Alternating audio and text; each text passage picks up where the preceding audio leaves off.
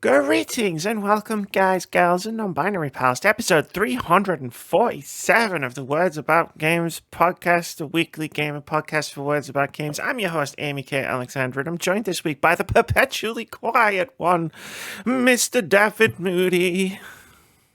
I missed it last week. Fuck the Tories. Hello, everybody. It's Friday. You know what that means. I'm ill, Amy. I can hear it in your voice. Yeah. I have not been well this week. I figured when I've heard like nothing from you all week. Like, thumbs up is the best I've gotten out of you. And I was like, either something's happened, in which case you'll tell me about it when he's ready, or he's sick, in which case, I respect it. I respect staying out of the fucking way, Yeah, I think I'm realizing what it is. I think I've got the the ever incurable man flu. That. But the thing is, mine's been really weird. Like, mine's just hit my body. My body has been in agony for the last 3 days. Your body was not ready. Yeah, my body's been in pain all week. Like, we tried ibuprofen, paracetamol.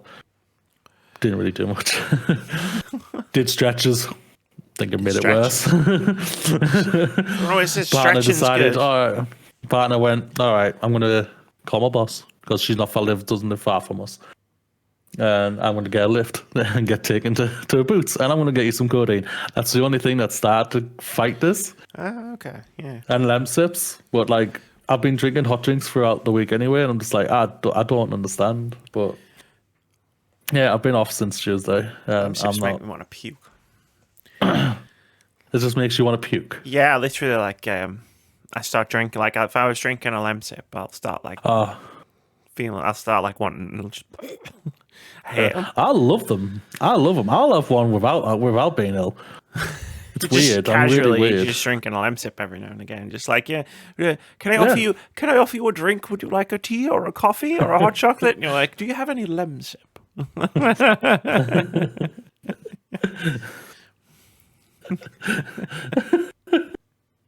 kind of want to do that now. Yeah, do it. Just do it. Or just like go the other way with it. If you're hosting somebody and you're offering them a drink, just say, we've got tea, we've got coffee, we've got Lemsip, we've got hot chocolate, and then they might go, "Wait, did you just say Lemsip? Are you offering me Lemsip recreationally?" Yeah. It's just hot lemon. It would be like if I was offering you lemon juice. With painkillers in it. Just with some drugs. Yeah. Everybody loves drugs. Tea's a drug. Coffee's a drug. Everybody likes drugs. What's the difference? There's drugs in everything now. I know. How's your week, though, Amy? Yeah, it's pretty good. Like, can't complain. I mean, I could complain, but I'm not going to complain. Okay.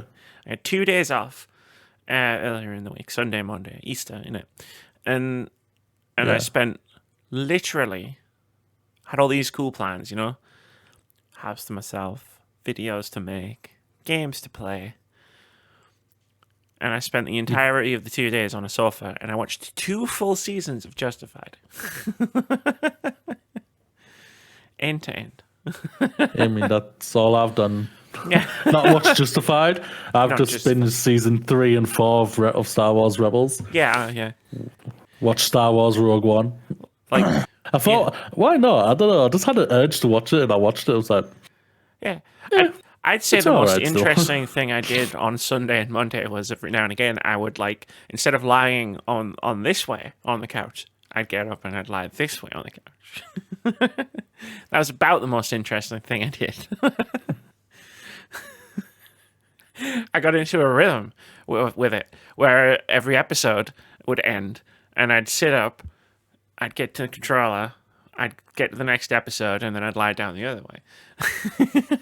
So I was like, going backwards and forwards on it. You know what you want to do, Amy. You know. Well, I had all these things in my to-do list, like do this, do that, do this, and I just went, do nothing. And it's fun. I enjoyed it. Yeah, you're saying good things about this Justification show. Justified. No, Justified. Good shit. Very, very, very, very, very good TV show. I'd put it in my top 5. Oh, wow. Yeah, I'd seen it before. It's not like I'm watching it for the first time. Up there with Picard season 3, Picard season 3, Picard season 3, Picard season 3. Picard season 3, Picard season 3, Picard season 3, Deep Space Nine, Justified. Oh, wow. Picard season 3 beats Deep Space Nine. The entirety of Deep Space Nine. Wow. Well, you know what? How much? Right here, look at it. Look, you've got to look at it right from a mathematical standpoint. Moody. How many bad episodes of Picard season 3 have there been? I don't want to answer this. How many bad episodes of Deep Space Nine have there been? Okay, yeah. So mathematically, right, just from a pure numbers game, But Picard had 2 bad seasons. it did. But we're only talking about season 3. Yeah. Well, I like Deep Space Nine had 3 mixed first 3 seasons. It's so, Star Trek tradition, really. What, a mixture of shit. Yeah. Star Trek: The Next Generation got good in its 3rd and 4th season. Deep Space Nine, it got good in its 3rd and 4th season. Voyager, it got better in its 3rd and 4th season. Enterprise got really good in the 4th season and they cancelled it. Star Trek Picard's a legacy show, so it's just season. I enjoy the whole Xindi arc. I don't remember it very well. If I'm being honest.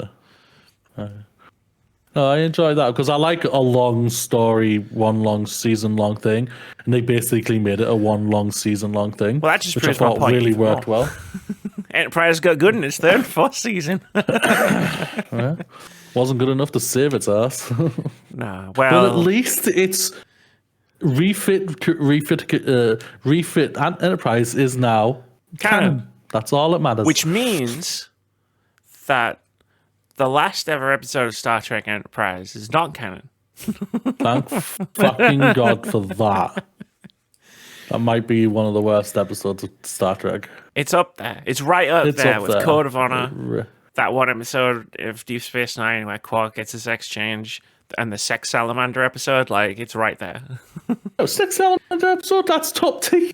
Sex Salamander episode is top I tier. couldn't Only even keep if a straight face. the Sex Salamander episode is top tier, but only if you watch that edit that someone did on YouTube where they did it, but in the style of the Star Trek the animated series.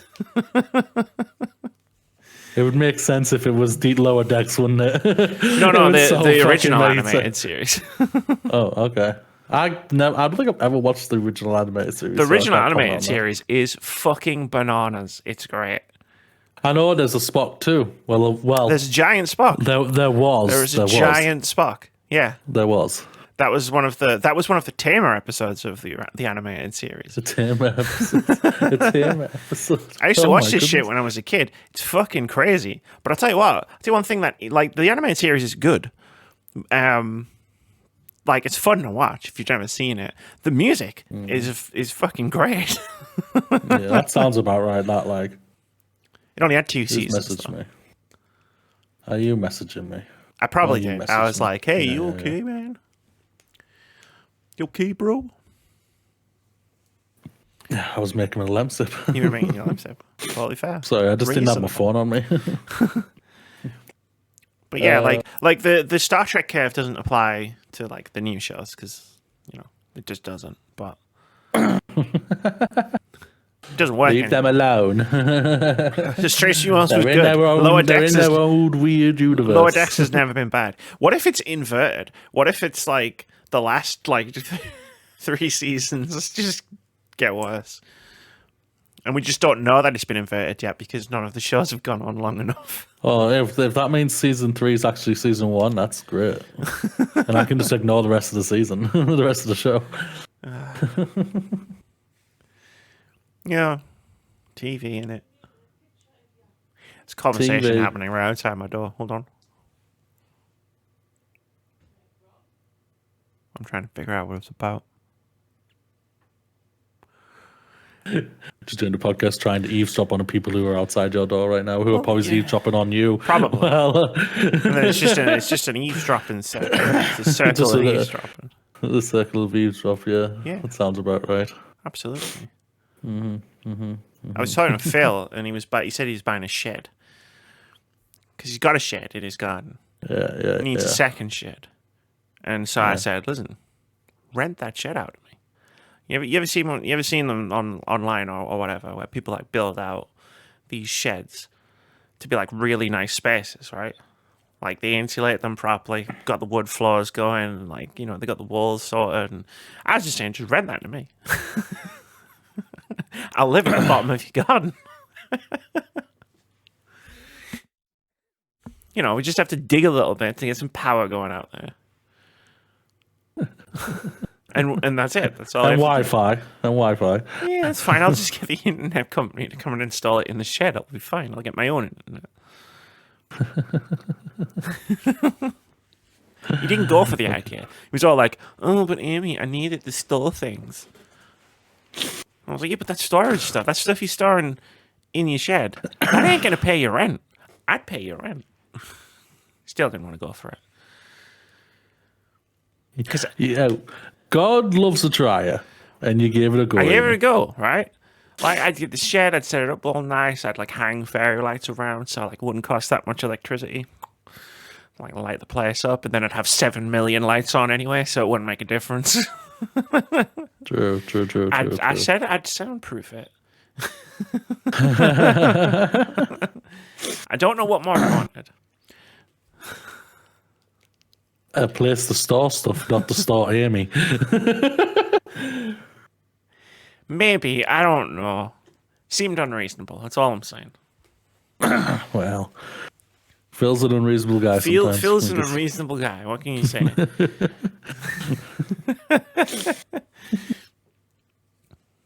Oh, bless him. Bless him. Not as unreasonable as Erica when we're playing Among Us, and she's just had enough, and she wants to get him out because it works. Don't know how. I know. She's so devious. I don't know if it's because they've fought. You think they've had a fight, and it's just like, I'm going to get you back on Saturday. This is just Erica's entire personality type. This is just what Erica does. It's just I'll say for myself and all men out there, we are stupid, and 9 times out of 10 don't realize we've pissed off our women in our lives, or our partners in our lives, should I say. So when they just want to suddenly want to murder you, it's a good job. The partner is always right. They would have their reasons, and we would have to accept them and everything. And so she was right. That's all that matters. Erica was right. I could barely hear you on Saturday, though. I don't know what was going on. It's really starting to get under your skin, isn't it? It really is. I don't know what it is. What I think has happened, right? Do you know what I think has happened? I think before you had the Elgato microphone, when you had the last microphone, I think you came through quite loud on him, and everybody's gone into the Discords and they've gone, "Death and Moody, let's just turn him down." Lowered me right down, yeah. And then all got, and then you've got your new microphone. It sounds beautiful, Moody. And Thank you. And they've all gone, and they all haven't then gone, "Oh, I better turn Moody back up." They've all just gone, "Oh, Moody, you're a bit quiet." I've got a solution though. All right, you're sitting like right close to your microphone. Like, I'm not going to do an example because I don't need to sit as close to mine. Yeah. If you're watching the video, you know how close I am to my mic. What you need to do, right? Because clearly, even sitting that close isn't going to work, right? So next time we're all playing Among Us, what you need to do is you just need to open your mouth as wide as possible and just put the microphone inside your mouth. Because clearly, the only way these fools are going to be able to hear you is if the microphone is literally inside you. And you don't want to know about my other solution. We'll just start with this one. You want me to gobble on something in my microphone, basically, when we're playing Among Us next? I wouldn't put it that way. More that I suggest. No, I want. Because I can hear you just fine. Because I'm not a Neanderthal who doesn't know how technology works. But what I would suggest is that you deep throat the microphone. Okay. I don't know. Just these things just come to me. Sometimes in a dream. Amy, I won't lie. Didn't expect us in our relationship for you to eventually get down to say, David, do you need to deep throat your microphone? Deep throating was never a topic of conversation that you thought would come up between the two of us. Would never come up. I'm not gonna lie. I'm not gonna lie. I find that most people who know me for long enough find that like the things that you normally talk about with your normal friends are not necessarily the things that we talk about. What the fuck's normal, friends? Damn. I'll think about it. I mean, it's just, I'm just, thinking outside the box, I'm trying to help you. Before you rip the microphone off your desk, travel to the nearest person's house and beat them with it, whilst screaming, "Is this loud enough for you?"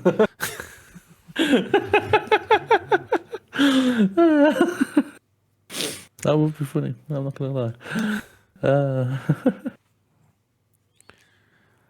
Yeah, just turn them up, guys. if anyone from the Among Us crew is watching this video, just turn them up.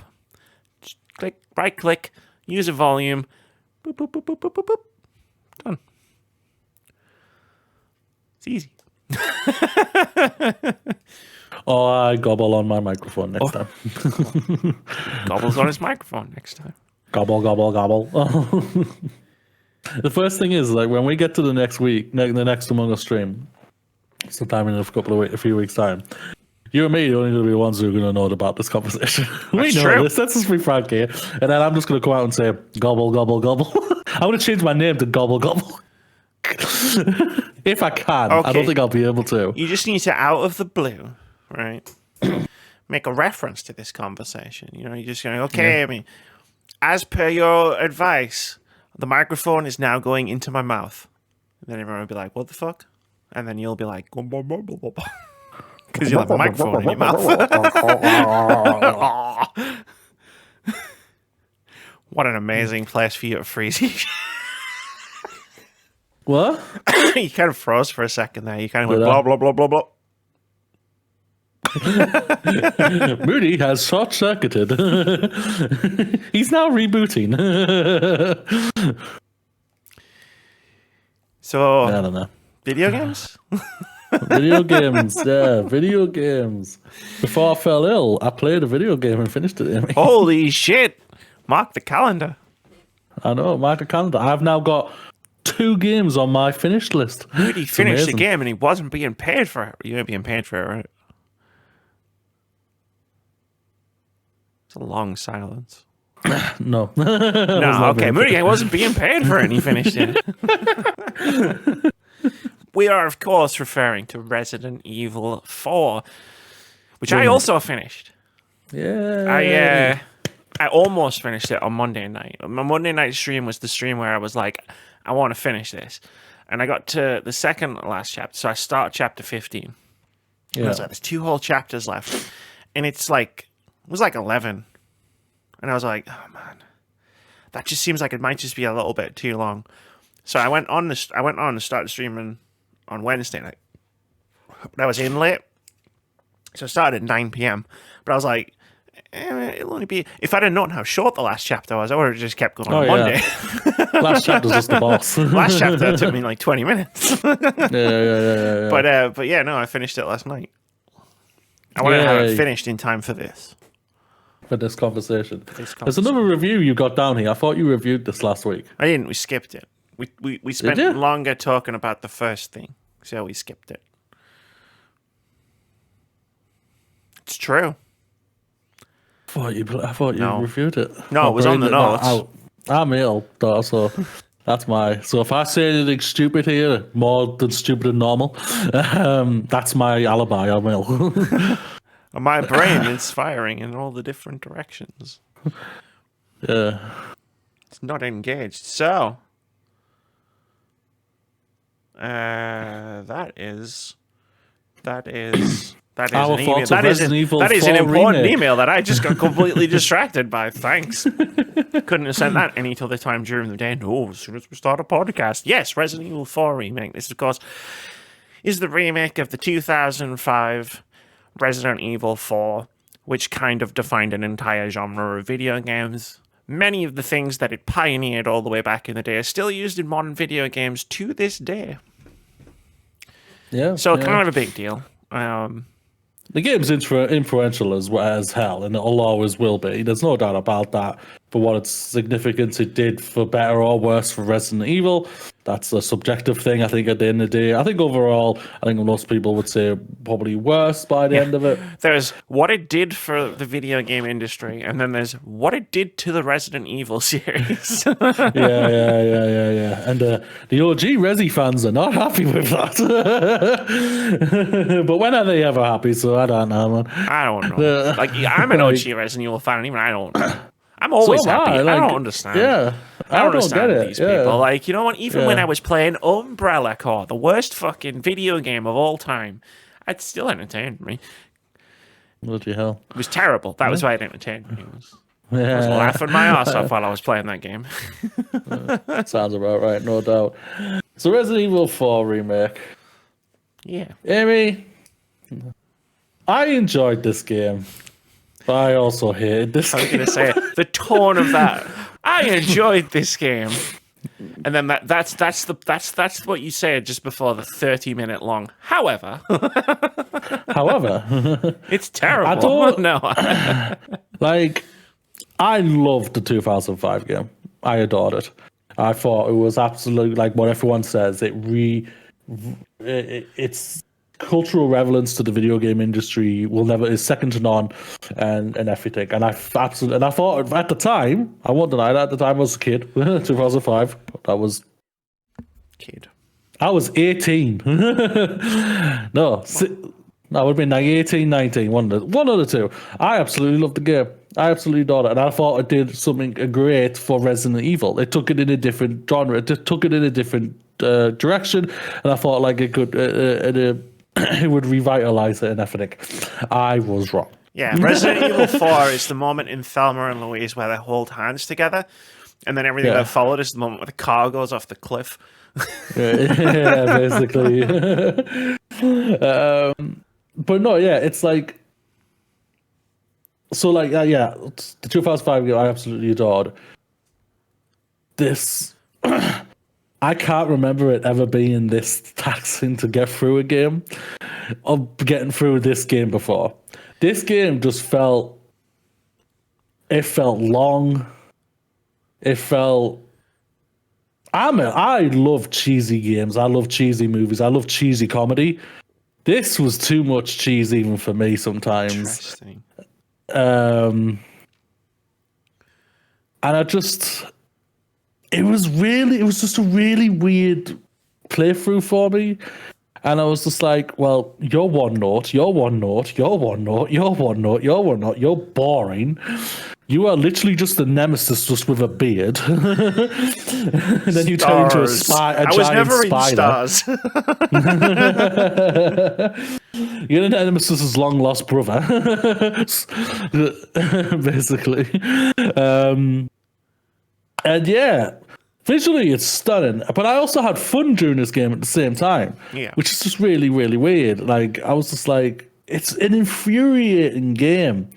And I don't know if it's because I'm like, we all know the Resident Evil stories, they're terrible. They're not good. Like, if anyone tries to freaking say this is the most in-depth, law-inducing, greatest story of all time, I'll say this to your face. You're a fucking idiot. And that's me being nice. I'm telling you that right now. The stories are incredibly stupid and over the top and everything. Like, and I also what's even more weird, like, I loved Resident Evil Village, like I said last year or the year before. Like, and we all said what it was. It's Resi 4. They've just made Resi 4 basically, just with vampires and werewolves and Metal Gear Solid. and Metal Gear Solid, yeah. We forget, and don't forget Call of Call of Duty. Duty part and the Call of Duty part. But yeah, and it's just like I had a lot of fun with that game. This one just wasn't fun to me, and I don't know what it was about. I think it's just one of those things of that they've kept in the main plot as close as they could have, and they haven't really changed anything up of real significance to make it less annoying. Unlike the Dead Space remake did. Dead Space remake, like they added in a couple elements that just rejuvenated it for me. Adding in that Isaac had a voice this time, and you actually connect to this character a lot more better than you did with him being silent. So much better in the remake when he goes, "Fuck." Yeah, Sorry, basically, I am a joke. And the mechanical changes that they did and what they did for it. Yes, I already stated that one of the negatives for that game was that the story was still the same. Don't forget the walk bathrooms. Got him. I feel like that's a joke from last week, and my brain has completely forgot about it. I'm just going to say that. Okay, yeah. Yes, the walk bathrooms. Yeah, I forgot about them. Yeah, I've just clicked. Clicked my brain. It hit the neuron on this side of the brain. And finally, the electrical impulse slowly fired across. Fired it up. Oh yeah, that one. Yeah, yeah. I don't. It's an infuriating game, but it's enjoyable at the same time. Oh yeah, like for my general thoughts, like I really enjoyed Resident Evil 4, like on the whole, looking back on it. But I talked about this when I was talking about, because I streamed it, so I was talking to people as I was playing it, which probably helped me like get my thoughts out. Whereas normally it's just me in a room venting at my TV. And yes, I do talk to myself while I'm playing video games alone, but so do I. It's the only time when that makes sense. Yeah. But no, like Resident Evil 4, even the original and even and the remake, like both of them, it's like it's this weird paradox of this game is very good. It's really good. I really good and I really enjoy it, but I fucking hate it. Like every big moment in Resident Evil 4 I get to and I go, oh fuck, I hate this bit. But then like you get to the end of the level and you're like, actually really enjoyed that. Because like it's New Game Plus is a big draw for me for Resident Evil 4. Where it's like, you get the pinstripe suit, the Tommy gun, and you go back and you do it again, and you upgrade more guns and do this, do that, find some more treasures and stuff. Like I'm gonna play this game again, undoubtedly. But like, yeah, it is that weird paradox of like the only time it started to get to the point where it was like, oh, I hate this bit, and then I got past it and I was like, no, I actually did hate this bit, was the second last level, but we'll talk about that when we go more in depth. As like an overall thing, it's a fucking great game. The villains suck in Resident Evil 4 Remake. Like what you were saying there about loving a cheesy game and loving camp, and it was just like I found that they'd taken so much of the campness out and flattened all of the villains out to the point where they were just completely boring and uninteresting. Like, instead of those ridiculous, like, back and forths that they had, like, in the original game. Like, whenever, like, the entire time you're in the castle and Ramon's calling you up and you're having the fucking cheesiest, shittiest, but somehow most awesome, like, back and forths between Leon and Ramon. And they took most of that out of the game. And, like, sometimes there'd be a reference to it, like in the boss fight where you fight him later on, and it's like they make a reference to the Hollywood script bit from the original game, and it's a good reference, but like why was it taken out? Like the game tried to go too serious, and all of the villains didn't translate too well into this serious tone. Like they took away Salazar's fucking pirate hat, for God's sake. And it's not a massive deal in the grand scheme of things, because Resident Evil 4, you're right, the story's fucking bananas nonsense, and so are most Resident Evil stories. Someone should really make a video about that. But the game as a whole, like the gameplay, is just great. But it feels like it's in retrospect. It's like, as you're doing it, you fucking hate your life and you're sick of everything, and Ashley won't get out the fucking way, and where did all these guys come from? And oh my god, how do I not have any bullets? And then afterwards you think about it and you go, but I want to do it again. The thing is, I think the gameplay is good, but it hasn't aged well because I feel like it probably still plays the same as what it did in the original. It doesn't? No. It felt stiff as hell to me. You can move and shoot for stars. Oh wow! Congrats! Wow. Okay. Yeah. You could not move and shoot back in 2005. And yet somehow I still felt really stiff in the game. It felt like I was playing Gears of War. It does feel... I don't like that gameplay either, so... It does feel like not as smooth. Like, if you compare it to something like... Well, Dead Space feels slow, but on purpose, if you know what I mean, because Isaac's in big, heavy armor and stuff. And, like, it's a similar sort of translation. I'm trying to think of a game I played recently, which was like, oh yeah, the third person movement was really like silky smooth, like something like Returnal, I guess, which is that would probably is the first thing that sprung to mind. But yeah, Resident Evil 4 Remake does feel not clunky, but slow. Like, it's difficult to do. Like, one of my main complaints about the game was the user interface, in terms of, because they've added the parry mechanic and the dodge mechanic, and like, one of my main complaints with that is the fucking, every time, you know, the L1 to parry, it's this tiny little thing in the fucking corner where you're not looking, because obviously you're looking at the thing that's about to smash your head in with a fucking sledgehammer.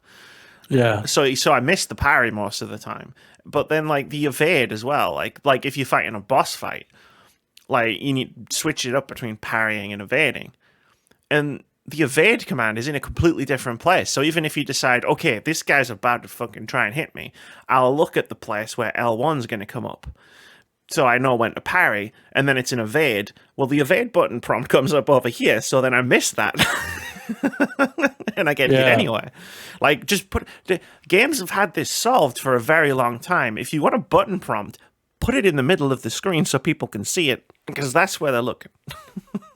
Yeah, that's true. Yeah, there's some lifestyles mechanics. So, like, need to maybe I think that ties into my... Sorry, I think that ties into the sort of, like, the gameplay is good, and it's fun to, like, shoot things and run around and kill villages and all the cultists and stuff, but it's not amazing. And, like, 9 times out of 10, it doesn't have to be. Like, I've stated on many occasions, like, Naughty Dog doesn't have great gameplay. It's good gameplay. It's adequate, even gameplay. Everything else, though, is 9 times out of 10. It's a fantastic element that just elevates everything else. But this one, it just like, it was just a lot of things for me that was just holding me back from really falling in love and enjoying this game. Like I've already stated, like the game mechanics, I felt stiff.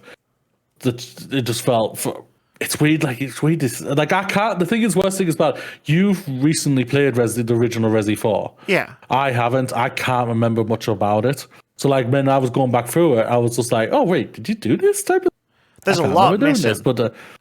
From the There? remake. Yeah, there's Wow. like in terms of like, no, actually, yeah, in terms of like gameplay sections, there's things missing for sure. But even in terms of like story and stuff, like the character interactions. I know they've changed. Yeah, I know they've changed certain elements of the character actions and everything like that. The other male character in the game, Lewis. He gets a bigger role in this game. He gets a much bigger role in it, and he dies completely different, I believe, yeah, compared to what he did the first time. I think a lot of people like it thought he died stupidly in the original game. I think a lot of people. He just died. It was weird. Yeah. Like, it's just like, oh, we're done with Lewis now. Okay, cool. Yeah, this one, it actually kind of meant something a little bit to it. It's just like... Yeah, it did. Because he had a personality in this. I thought, like, he had a personality. His entire personality was, oh, look, the president's daughter's got tits. Didn't say it was a good personality. No, that's what I'm saying. In the new game, he has a bad personality than that. In the original game, he just made sexist comments all the time. Brain's not firing. Okay, leave me alone. I know you said you haven't played it for a while. I'm just saying. There's that as well. Yeah, there's that as well. Yeah, but I don't know. I'm really unusual. I don't know if I have to play it again. This is a Resident Evil Village situation where I feel like because we both played that game and finished it, and our opinions of it morphed, not necessarily changed, but evolved as time went on through the rest of that year. This might just be a similar situation where it's just like, maybe you just need to play it again, maybe you just need to think about it again. But like, whatever you're thinking and feeling right now, it's still valid. Oh yeah, true, no doubt about it. But no, yeah, they have changed. They changed bits and pieces. Like a lot of the stuff is still there, but yeah, no, there's a lot of stuff missing. And I'm not saying that's a bad thing. Like the things that were missing, like some of them were good. Like there were things that I was dreading having to do that I didn't have to do in this remake. So that was nice. That's fair. That is fair. But on the flip side, no, like as an experience, as a whole experience, it was a good experience. It follows the same trajectory in my mind, where it's like the village was my favorite part. The castle was not as good as the village, but still good, and then the island was fine. Yeah, that's how we can see it. It's fine, except the regenerator part. You know, where the regenerators show up, and then it's like that's awesome, but then it's like fine again. The regenerators are fucking creepy and awful.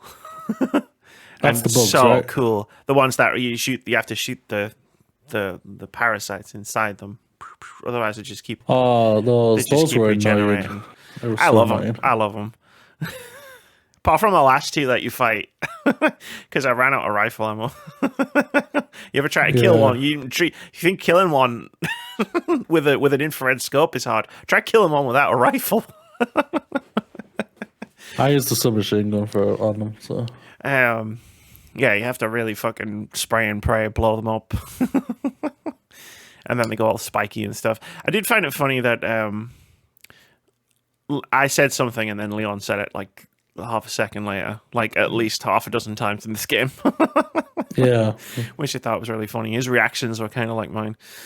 But no, so yeah. I mean, in terms of the characters, like I said earlier, I thought the villains were too flat for me. Like, none of them really made an impression on me. But I liked, like, Leon was great. Leon's a 90s action movie star in a 2000s video game.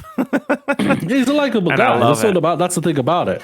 He's a likable guy, and that's all you need at the end of the day from your person you're gonna be playing, is just to be a likable guy. Just give me those one-liners. I'll show you a holy body.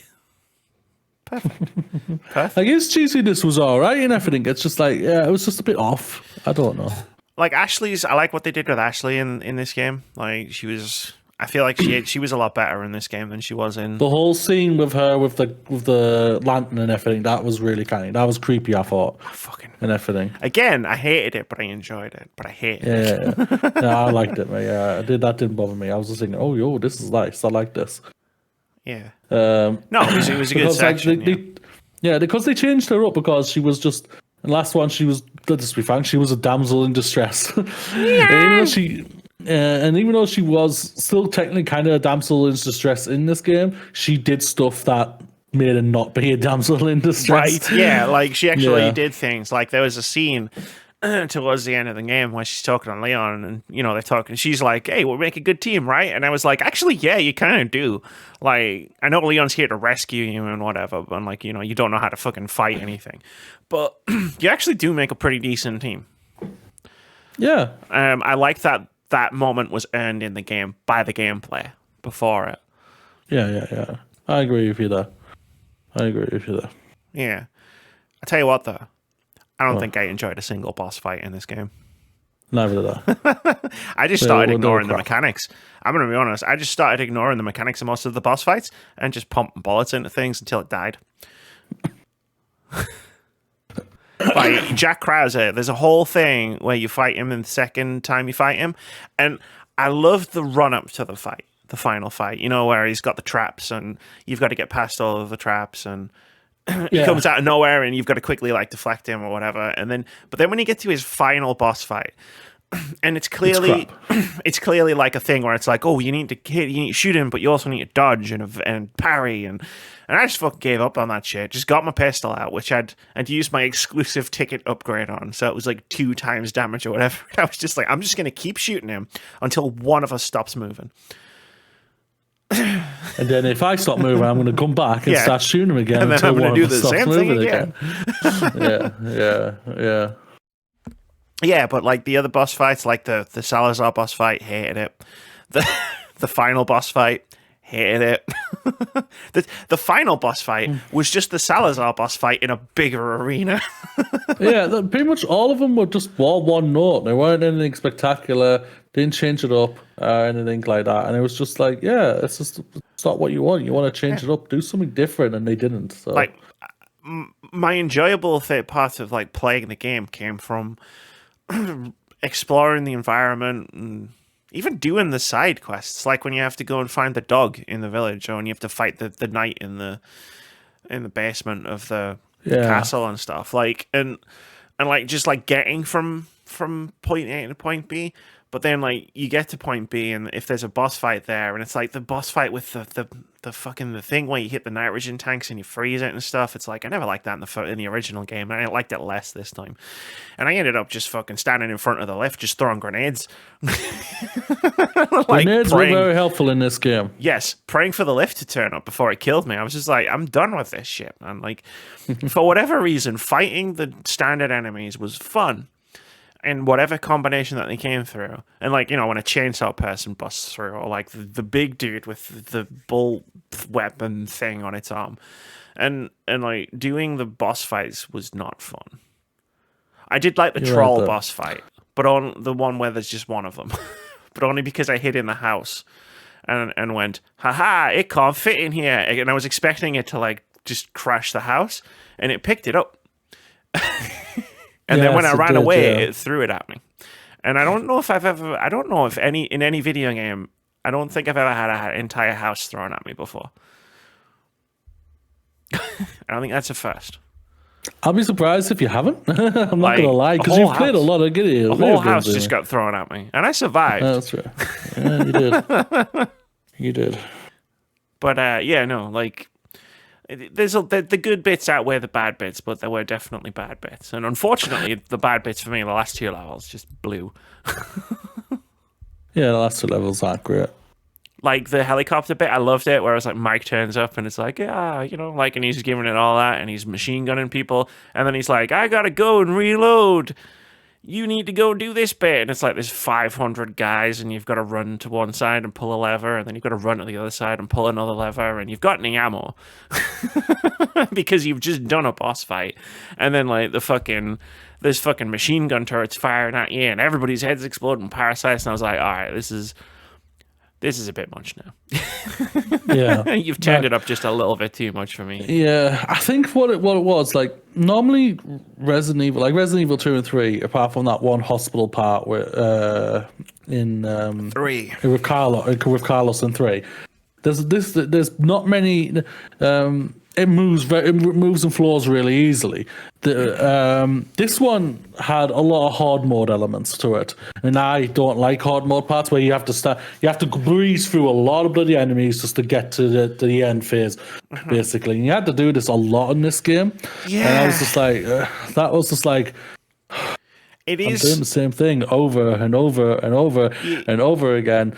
Like, come on, freshen it up somehow. And they never really did that. It is something that I agree with for sure. And I think I mentioned it when I was streaming it last night, actually, where it's like infinitely spawning enemies, right? Like, if you drop me into an arena with 30 dudes, right? Like, whatever in your level, that's fine, because there's a finite number of dudes, right? I just got to kill these 30 dudes or get past them. But, like, I even noticed it right near the beginning. There's a moment in the village, I think in chapter 2, where it's like, it's just never going to stop spawning people. And it's like, no, please, I hate this so much. Like, stop spawning people at a certain point. But, like, it was really noticeable because I cleared out one level towards the end of the game. And then I was just exploring around. I was picking up loot, and I found barrels and stuff. And you loot the area, right? And then as I was like, okay, well, now it's time to continue along the golden path. And then I got to the top of the stairs and I was like, oh, there's guys coming up from downstairs. Like, where the fuck did they even come from? I couldn't have missed them because I've literally just explored the entire level. And it's like, no, don't do this, man. Just let me be. Yeah, and the thing is about it, I had it on the easiest mode. I didn't. And they were annoying as fuck for me. Yeah, I'm not a fan of the whole infinitely spawning enemies thing. But like most areas seemed fine. But it's just if you ever stop to take your time through certain areas, you're gonna have a bad time. Oh hell yeah, you're gonna have a bad time, no doubt about that. But at the same time, it's like it's a game where it's like, hey, make sure you explore and find everything you need. You can stuff in your little suitcase. So it's kind of like there's a bit of a jam there. It's like, oh, well done, you explored and found 10 bullets. Here's 3 enemies. You've used the 10 bullets you just found exploring.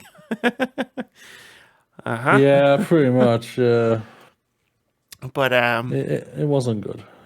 But still a very enjoyable game. yeah, it's a fun game. It is a fun game. There's no doubt about it. I did have fun with it. I think it's visually a beautiful looking game. I think its sound effects were really, really, really, really, really good in this game. Music was good. Yeah, the music was good. Different type of weapons you can get in it. I really like that. They just changes it up for you and everything. I really enjoyed that.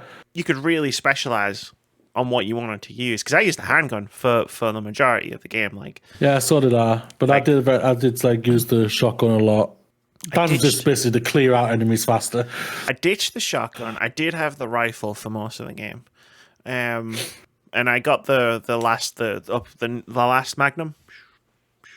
No, I never got the Magnum. And I used the bolt thrower, but I only used it when I could attach mines to it.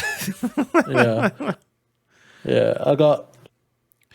But I upgrade, like I focused on upgrading pistols like first. Like the last pistol that you can buy, I had it fully upgraded. I had the exclusive ticket. I had that. I used it to get the full upgrade on that, and I just used it. And it's nice. It's nice to play a video game that understands that pistols are really fucking dangerous.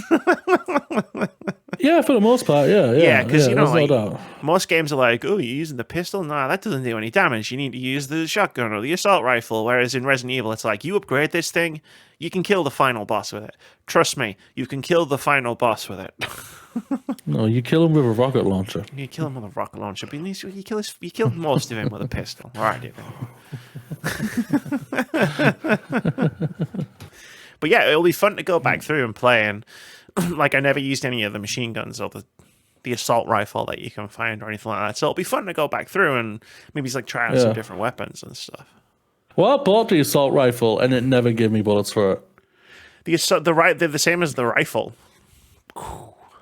the sniper rifle, because you find it on a wall. Or I did anyway. No, and I got the M15. I don't know. There's assault rifle. There's an assault rifle you find on a wall. Well, I tried to reload it and it never came up with things. No, I know. It's when I was fighting. I used it to kill some flying things, and then I was like, "Oh, it's using the same ammo as my sniper rifle." Shit, I needed that rifle ammo. That's really annoying. That's like really annoying. Because you can attach the scopes to it as well.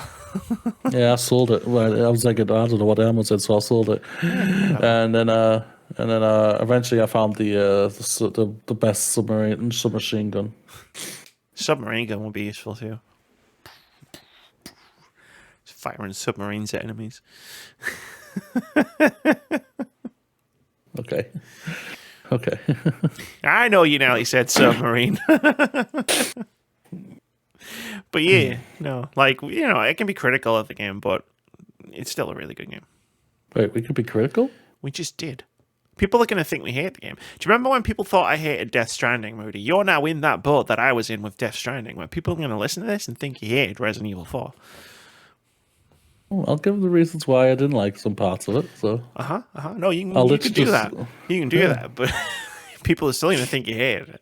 Yeah, that's true. That's true. You congratulations. Welcome to the nuance zone. Welcome to the party, man. Welcome to the party, Pearl. Pal, yeah. Trying to remember that last word. Pal. Pal was a dude. Pal. Dude, Going to the party, pal. pal. Yeah. Die Hard, John McClane. Or that GIF where people are getting hung and it's like first time. I don't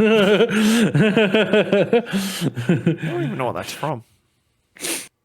It's a James Franco movie, I think. Yeah. No idea which one. We don't talk about him. So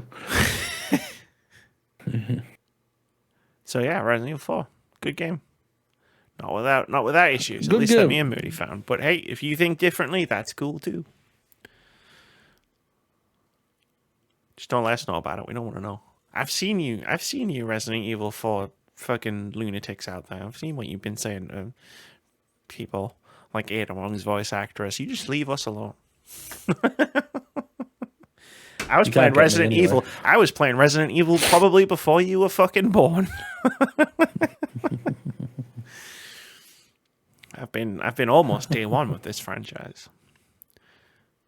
pretty much the same. Yeah. I won't lie, they're pretty much the same. Pretty much the same. Cool. I feel like I just suddenly just went really quiet there.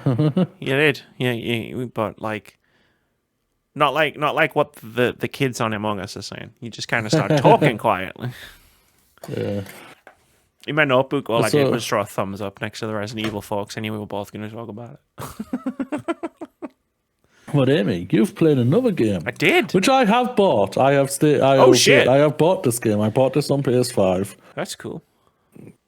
Except I haven't played it yet because I played Resi 4. Then I chilled on Sunday, and then I was ill on Monday. Stupidly went to work still on Monday. We were making love by Wednesday. What? I wasn't. I got it. I was not. I don't know why Craig David suddenly popped into my head, but hey, there we go. It's a good song. 90s kids will appreciate it. So I played Dredge. I actually finished it last week, but I had a lot of fun reviewing it because we talked for a while about something else last week. I played Dredge. I'm confused. Just don't try and think about last week, all right? Just don't try. Okay, it's fine. It's fine. Okay. We didn't talk about Dredge last week. We talk about it this week. There's no timestamp for it. Shit, you know what you've done? I remember what we talked about. No, you've said it too many times now, Moody. Now I've got to go and check. Because even though I know we didn't talk about it last week... We talked about unit. Yeah, I'm not sure. I'm pretty sure you talked about this game. I'm 100% sure I didn't, but you know when someone questions you enough times that you have to then go and check yourself? Yeah. I hope you realize it's going to take a while because my laptop isn't the fastest. I've got it up on my end here. I got to check myself now. No, you did not. No, I know that. No, you did not, Amy. All right, there we go. So, Dredge. Let's talk about Dredged. So Dredged. It's a fishing game. Yeah, it's Team 17 game. Yeah, it is a Team 17 game. But it's a fishing game that's also a horror game. I would describe it as cozy horror, which might be a bit weird. But it's like a super chill fishing game, right?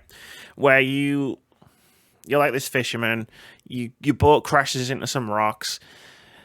You wake up in Great Amaro, that's like the main township of this like archipelago of like different islands.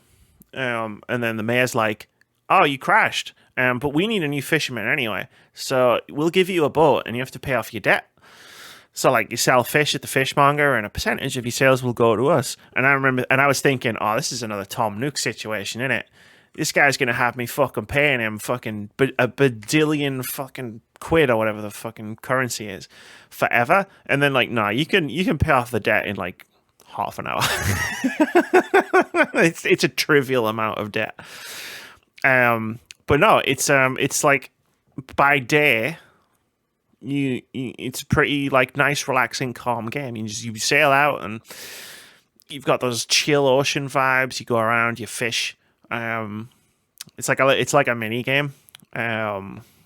Basically, it's like a QT. I think is the best way to describe it. Is like different fish catching different fish will do you see in different QTEs, and you can like dredge stuff out of the water. So like for upgrades and stuff. But by day, it's quite calming and relaxing. But then at night, the fog descends. And then that's when spooky stuff happens. Like, it's already a spooky atmosphere. Like, if you think you're out on the water on a boat and it's fog everywhere and you can barely see, like, that's spooky enough. But there's an actual horror element to the game where something's happened in the world, and it would be a spoiler to say what, so I'm not going to. And like, there's spooky shit out in the world in general, but especially in the fog. And like, part of the fun of playing the game is finding this stuff for yourself.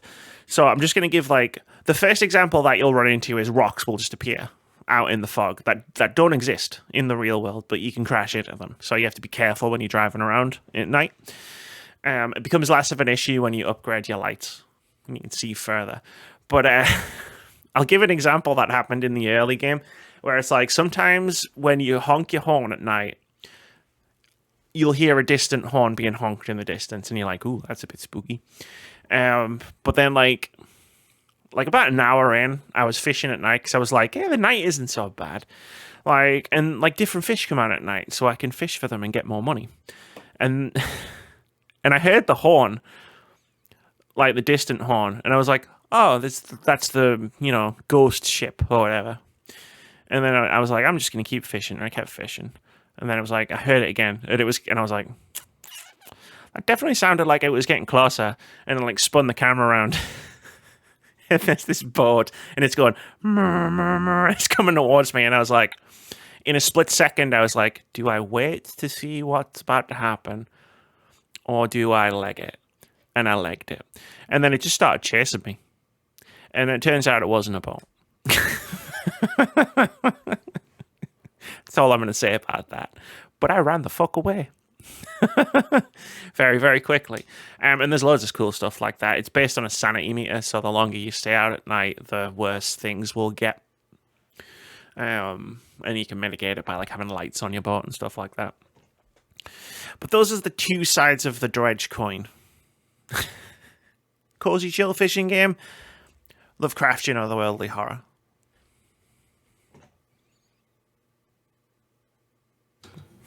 Interesting. Yeah. I didn't know if you had any questions, because you've bought it now, so I'm going to see. Yeah, I'm not going to lie, I don't have any questions. Do you have anything in there? Did Lamb you sip. Lamb sip, yeah. Gobble, gobble. When I'm right in the middle of taking a drink? That's not fair.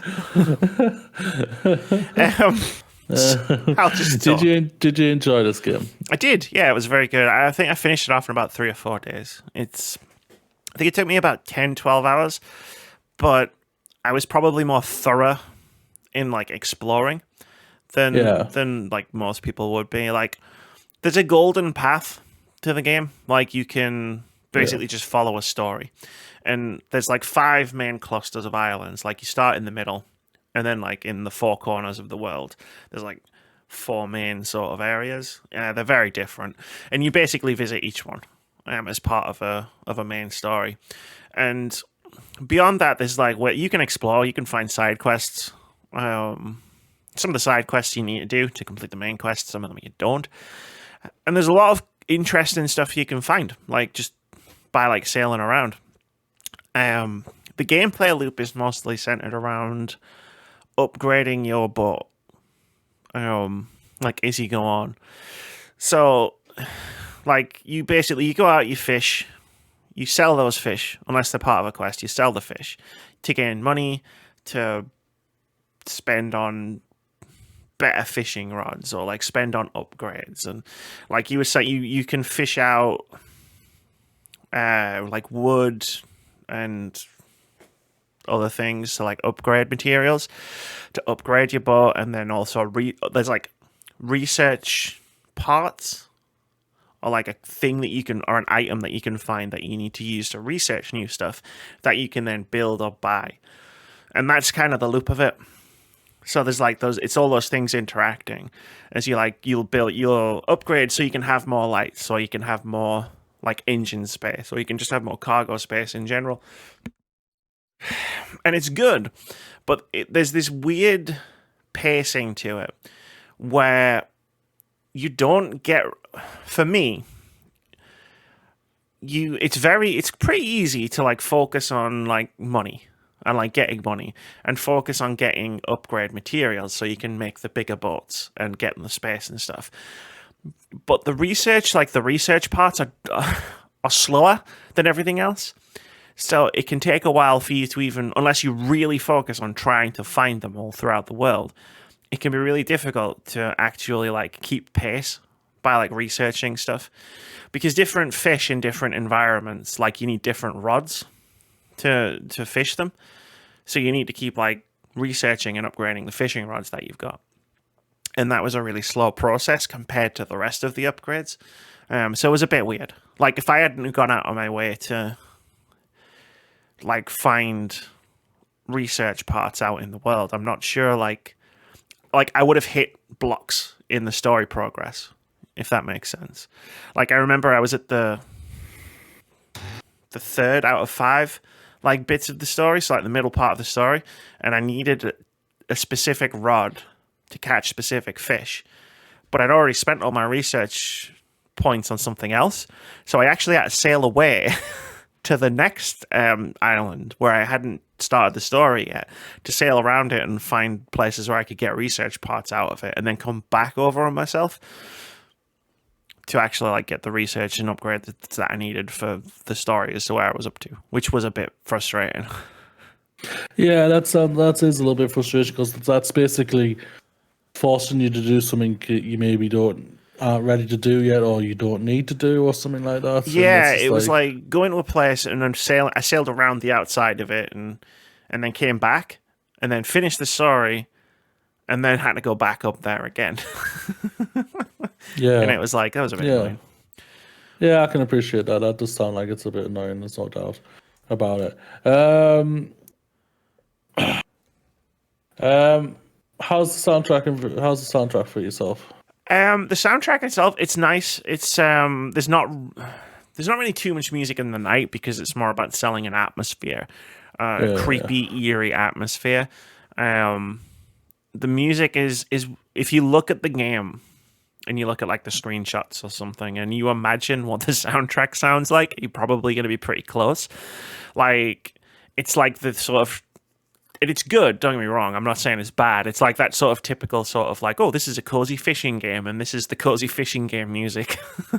As you're like exploring the ocean, like fishing the seas. And then like it goes a bit sinister when you get to, oh, there's a giant bottomless pit with tentacles in it, you know, like that's when the music stops being like... That's the Sarlacc pit, is it? Sarlacc pit. Yeah, there's a Sarlacc pit. There's a lot of surprises in this game, which I really enjoy, where it's just like, oh, I need to go over here and do a thing. And you just like, do, and then something starts coming out of the water or whatever, and you just like, oh, shit, I wasn't expecting that. But yeah, the music and the sound design is fine. It's very calming if you like the vibe of like if you go to the seaside to relax, to like the sound of the waves and stuff, you'll probably find this game quite relaxing in the daytime. Yeah, that sounds about that's a good balance. Obviously, you want the atmosphere for when it's nighttime and everything, and it does a chill vibe for when you're doing just the normal things on the day and everything. So that's a good sign. It's not like a clean split. Like it's not like there's stuff that you like. Sometimes you could be out at night and it'll be fine, and then there's other times where it's like you'll be out in the day, but because of something that you're doing or somewhere that you're going, like some fucked up shit's happening anyway. But like that is usually part of the story anyway. So it's like you're expecting fucked up shit because you know you're trying to fish above a Sarlacc pit. Pretty much, yeah. Is there anything that didn't work for you? Apart from the grind, the little upgrade grind thing, I feel like the game switches between day and night quite fast. Like, I can't remember off the top of my head, but I'm sure it's only a few minutes between like day to night to day to night. Like, it would have. I don't know if it like the game would have maybe felt better if day was longer and night was longer. But yeah, because you only really get because like the one cool thing about the game is time doesn't move if you're not moving. So like if you're like using because one of the things you can get is a telescope, so you can look around and and like if you see a pool of fish, it'll show you what the pool of fish is if you know what it is and stuff. And like if you're doing that, time's not advancing.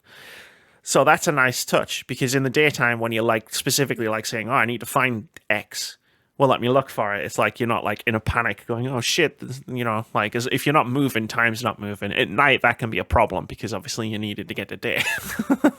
And if you stop moving, it's like time's not moving anymore, but everything around you still is. Yeah, I understand that. But I don't know. I feel like if both day and night had been longer, I feel like it would have probably been better. Like there would have been more dread and build up and stuff like that. But like there were plenty of times where I had like this panic of like, I'm fishing, and it's like there was one time where it's like one of the archipelagos is like it's like a twisting maze of like corridors almost, and at night, like big thorn vine things will start growing and blocking off things at random, and like so so basically it's like you're gonna get lost in there at night, and it's like that thing of like I overextended myself trying to like fish some stuff out, and then I was like, oh shit, like I'm not going to make it back to your port by the time night falls. And then it's like, I'm trying to sail around this thing and it's like, I'm lost. And then I realized it's because the pathways around are changing.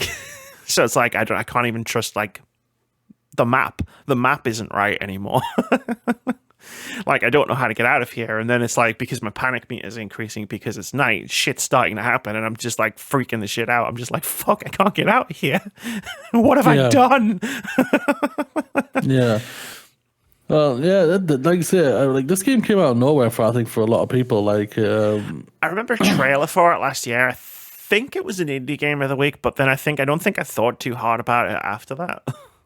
Yeah. Well, it's good to see that.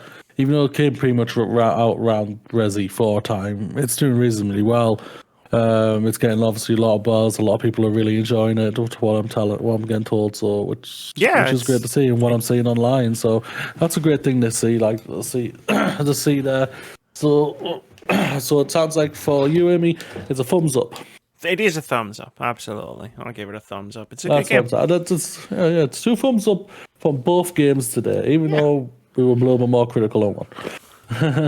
But weirdly, if you ask me which one I would put higher in a Game of the Year list, I would say Resi.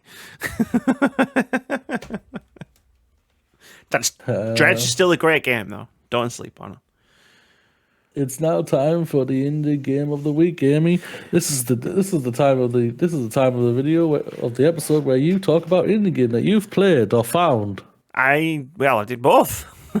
I played a demo of a game called Heartworm, which is coming in Q4 2023 at PC, developed and published by Vincent Adinolfi, and it's Silent Hill. Silent Hill. Right. It is. Didn't know that was an indie game. It's a classic PS1 horror game, survival horror game. You got the fixed camera angles. You know, you go to the place and there's like, you explore like all of the different, like there's a house and you explore the house and some of the doors are locked and some of the doors aren't, and there's puzzles and it's creepy, and like the recommendation of Heartworm as someone who played the demo comes with the caveat of you have to enjoy those things, the fixed camera angles and the tank controls of the PS1 era of survival horror. If you don't, you're not going to like this. I do. I enjoyed it. The main thing that I loved about Heartworm was it understood the power of the fixed camera angles. See, a lot of games have tried to bring it back recently. Like, there's been a lot of indie games which have tried to bring back the whole Resi 1, Resi 2, Silent Hill, like, fixed camera angle stuff, and they haven't understood that one of the reasons those games worked as scary games was because you could put those cameras in places to really frame like tension or like something scary. And Heartworm understands this, where it's like you'll walk through a door and the camera will be like at the back towards the back of the room, and it's showing you, like, as the thing loads in, it's showing you, like, there's mannequins everywhere covered in white sheets. And that in and of itself is just unnerving. And they've used the fixed camera angles, which is part of the gameplay, to also frame the scene in the best way to make it like a bit tense, because it's just like, oh, yeah, this is fucked up.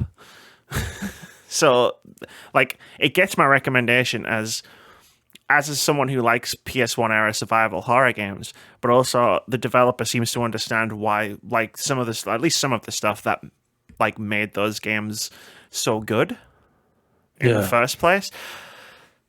Like, I can't really talk too much, obviously, because it's just a demo. But it was an enjoyable demo. The enemies are like these weird static monsters. So there's a lot of stuff with, like, VHS.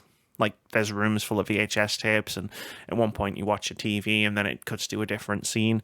And, like, the enemies are, like, human-shaped, but, like, static. Like, if you imagine, like, a person shape, but it's just static all the way through, and you fight them with a camera.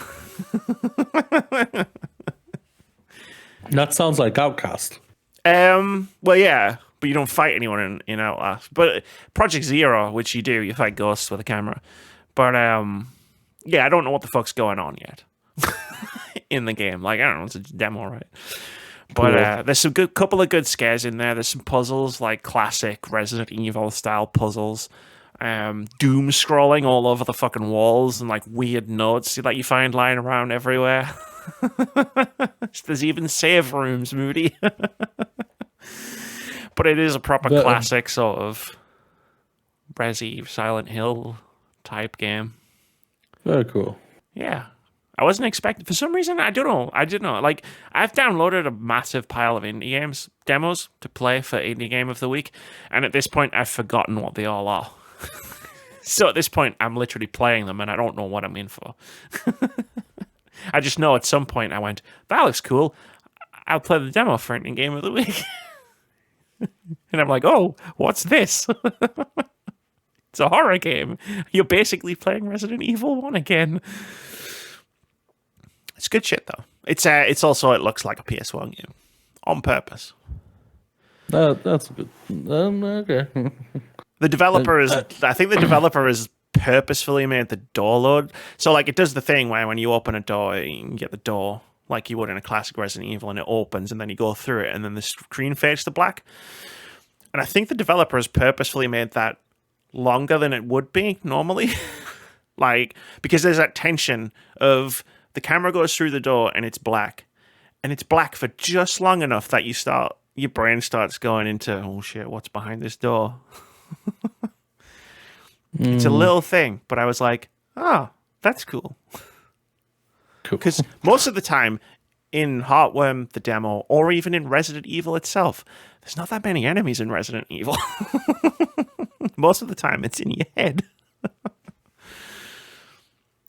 But yeah, it was fun. It was good. I enjoy it. Go wishlist it. Go play the demo if you want. The link to the Steam Store page is in the description down below. It's now time for Moody's Time to Shine. Is it what we called it? That's what we're calling it. Still a working title. Still working title. You know what? You say working title. I say permanent title. We'll see what happens. We'll see what happens. Don't know if you're shining too brightly tonight. Bless you. Let's mix it up and let's go a bit of a Nintendo. So let's go to Super Mario movie beats Frozen 2 to become the biggest animated film debut of all time. This is from Tom Phillips over at Eurogamer, who writes, Nintendo's Super Mario Bros. Movie is a monster success and has broken the record for the largest ever opening weekend of any animated movie. The Mario Brothers brought in $377 million in ticket sales worldwide since its debut, beating previous record holder Frozen 2's $358 million. As you might expect, this also gives Mario the best opening for any video game adaptation ever, animated or otherwise. Indeed, Mario has already almost caught Sonic the Hedgehog 2's $405 million total gross in just a few days. Well, that bar isn't high, so that's like one Black Adam out there. So because Black Adam wasn't very profitable either. Yeah, huge success for this movie. We all knew it was going to be at the end of the day. I have seen this movie, Amy. I have not. I have seen this movie. It's Maybe- perfectly adequate. It's fine. That's it. Right. This It's is exactly fine. what I was expecting everybody to say. It's Yeah, fine. It's fine. Its story is nothing. It's an elimination movie. That's it. Nothing more. It's full of member berries. What you would completely understand was just there and everything. I don't think certain music choices fit with this movie whatsoever. I can understand why they've used them because they're from the era of when Mario started, the 80s and everything. But I don't think it works for it. I think they should have just used more of the original soundtrack or, for it. Voice acting's fine. They do all great jobs, really, at the end of the day. Standout, it's Jack Black as Bowser. I I'm knew not you were gonna going to lie. say that. I've not seen the movie. I haven't read the reviews, and I've barely seen anyone talking about it. But I somehow knew you were going to say Jack Black was a standout. Yeah, Jack Black, yeah, he's the standout. It's visually stunning, which we all thought was going to be. It's an elimination movie. They always do visually stunning looking movies and everything, but it's a one note, by the numbers It's Mario. game. Film. Yeah. It's just That's Mario. it. Nothing more. It's nothing more, nothing else. And that's it. Yeah. Would I say it's the best video game movie? The bar's not high. Like, I really enjoy like Sonic 1. The first Sonic movie I think is really, really canny.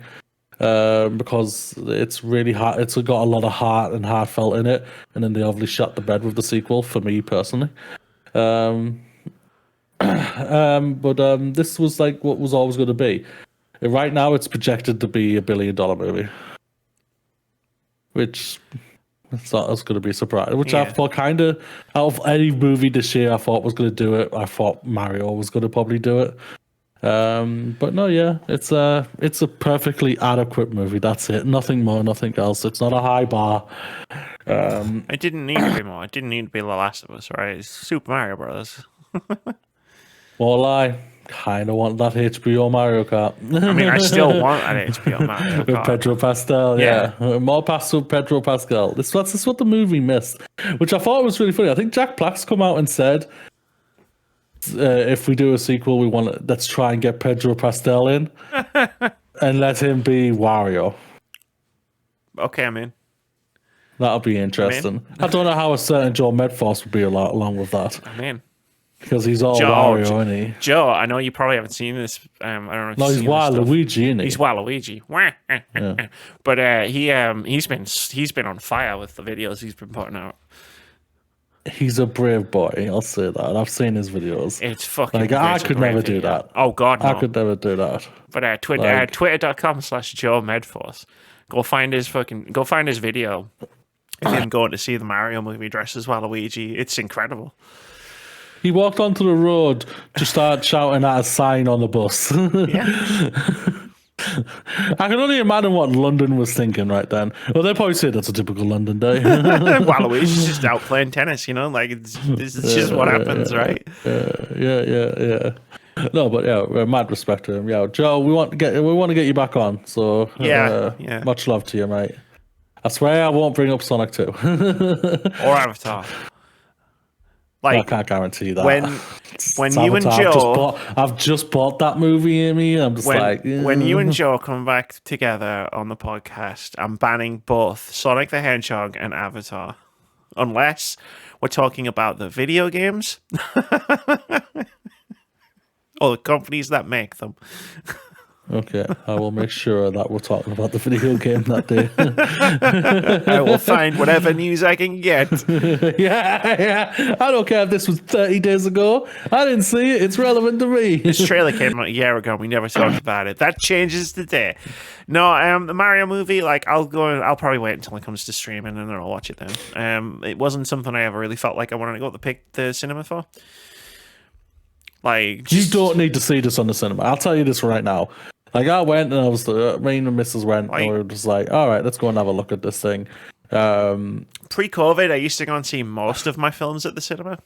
Yeah, so did I. And now it's like, is this going to be like a film I have to see right now? And Mario to me isn't. I understand why it would be to a lot of people, but sorry, GeForce is trying to get me to update its drivers, and I'm like, no, I'm in the middle of a podcast. So I want to watch it. I want to watch it. I will wait to, I want to go and see John Wick, which I'm going to go and see next week.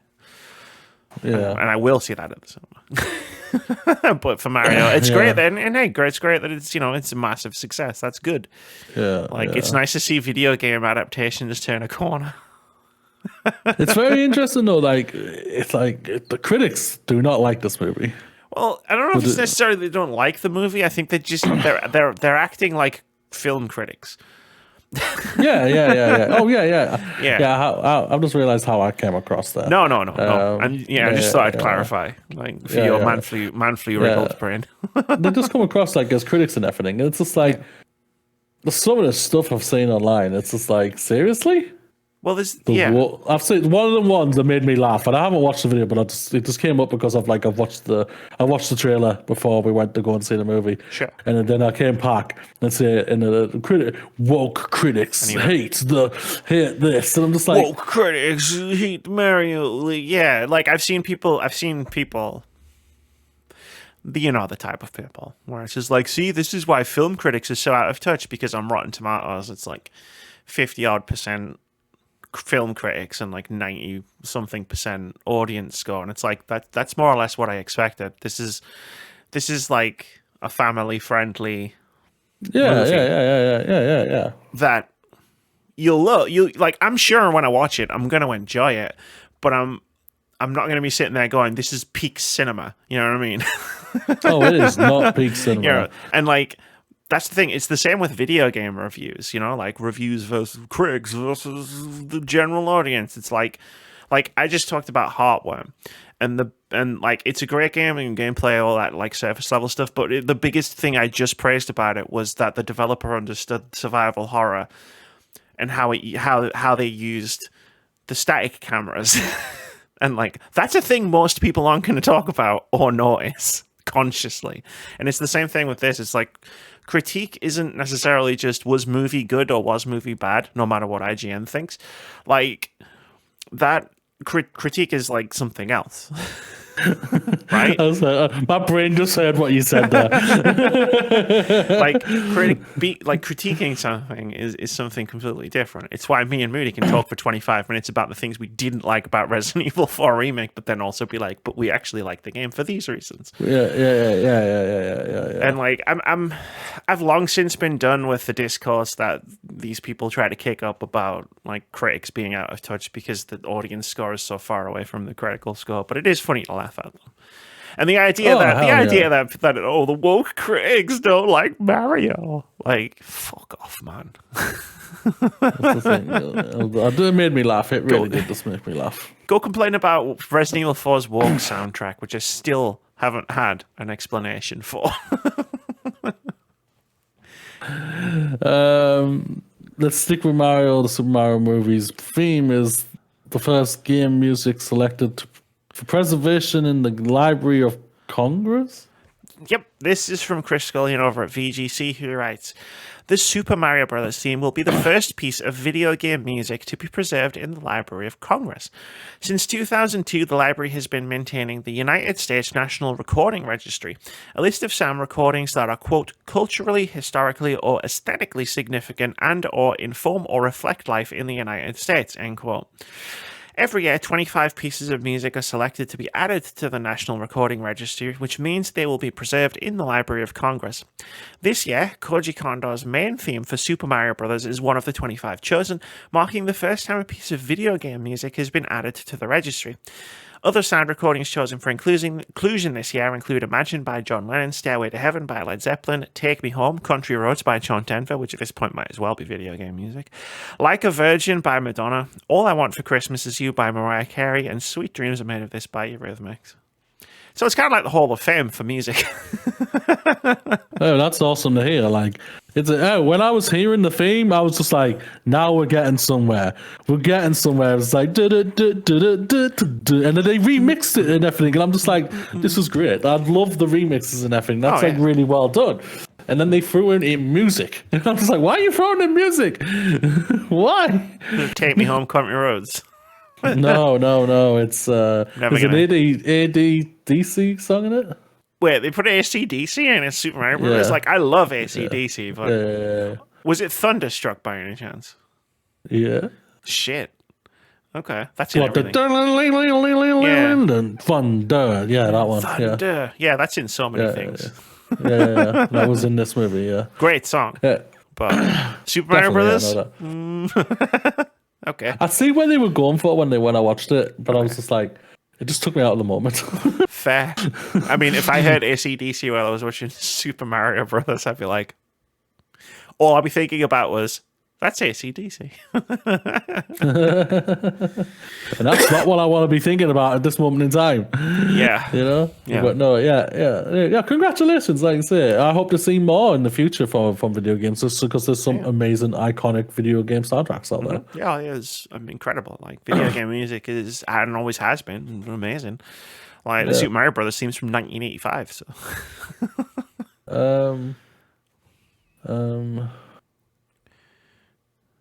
Women in games CEOs warned we are going backwards as an industry. This is from Vicky Blake over at Eurogamer. He writes, Women in Games CEO Marie-Claire Isserman has released a statement asking if the games industry is, quote, going backwards, end quote, following reports that multiple folks were assaulted or spiked at this year's GDC event. In a public statement, Isserman reflected on employment stats and revealed that whilst, quote, both male and female gamers experience similarly high levels of toxicity, showing that toxicity is an issue across the entire gaming community, the experience that girls and women encounter are often much darker and threatening. End quote. She went on to say, quote, sexist stereotypes and being aggressively quizzed about their gaming skills often lead to more violent verbal abuse and threats of rape. Even more disturbingly, the abuse doesn't always stop once players leave the game. Some instances manifest into serious consequences outside of gaming, including stalking on other platforms and threats of this transferring into real life. We are going backwards as an industry. None of this is okay. None of this should be happening, end quote. Isserman lists a handful of examples to evidence her claims, including reports that drinks have been spiked and women have been, quote, belittled and undermined, hit on relentlessly, and harassed on the show floor, end quote. She also cited a recent story that emerged from GDC 2023 stating that, quote, 2 women were lured to a hotel room for a pitch and then assaulted, end quote. Isserman adds that whilst some people suggest that the Women in Games organization is no longer relevant today, the company's work will quote, be done once a woman at a global games conference doesn't have to wonder whether she will be safe when she has a business meeting alone with a man, end quote. Preach. So I think we've missed. I know we were down to talk about the GDC incidents and everything like that. Then I think other stories happened, and I think we just ran. we just ran out of time. For it. So that whole thing and everything, I'll just say that is deplorable and disgusting. And what the lady is saying is pretty much spot on. The industry sounds like it's going backwards a little bit when it comes to these type of things. Like the whole thing, let's just be frank here. Is it actually going backwards, or has it just not moved? So I think it feels that's the different question. I feel like it's sorry for putting in. No, sorry. No, because we talked about, what was it, last year or 2 years ago, about the whole Activision Blizzard thing and the Cosby suite and everything like that, and I'm just like, what the hell? And it's just that's just what, a year or 2 years ago, and things are still happening. I'll tell I'm you. just have we actually moved? I'll tell you why it feels like it's going backwards, but it actually hasn't. It's because of COVID, surprisingly enough, because you haven't really had any large scale events for the most part until this year, or the last 12 months. Because in 2020, obviously, we didn't do anything. In 21 and 21, we didn't really do anything. And then in 22, we did a little bit. But I can't remember if GDC was running last year or not. But that's probably why it feels like it's going backwards, even though it hasn't really moved. The culture surrounding like video games and the video game industry in general, as you've just talked about with Activision Blizzard and the Cosby Suite, and Ubisoft as well, like is bad. But the culture around things like GDC, like as someone who has been like following this kind of stuff for a few years now, like I see this talked about every year when GDC comes up. Not necessarily in the last couple of years because GDC hasn't really been operating like it was this year. And so, unfortunately, to start seeing things pop up on my Twitter timeline around GDC about women being spiked at after parties, for example, like it was not. It was unfortunately it wasn't surprising. Horrific, horrible, and it needs to stop. But there hasn't really. There's this weird. What it feels like is. It's like it's being acknowledged that it happens, and it's being said, and everybody's saying all of the things. Oh, this is deplorable. You don't want this to happen. Call this number. Do this thing. But like, there doesn't seem to be much affirmative action from the side of the organizers of GDC to actually try and stop it or limit it. And it's pretty frustrating. Like, Isman's spot on. Like.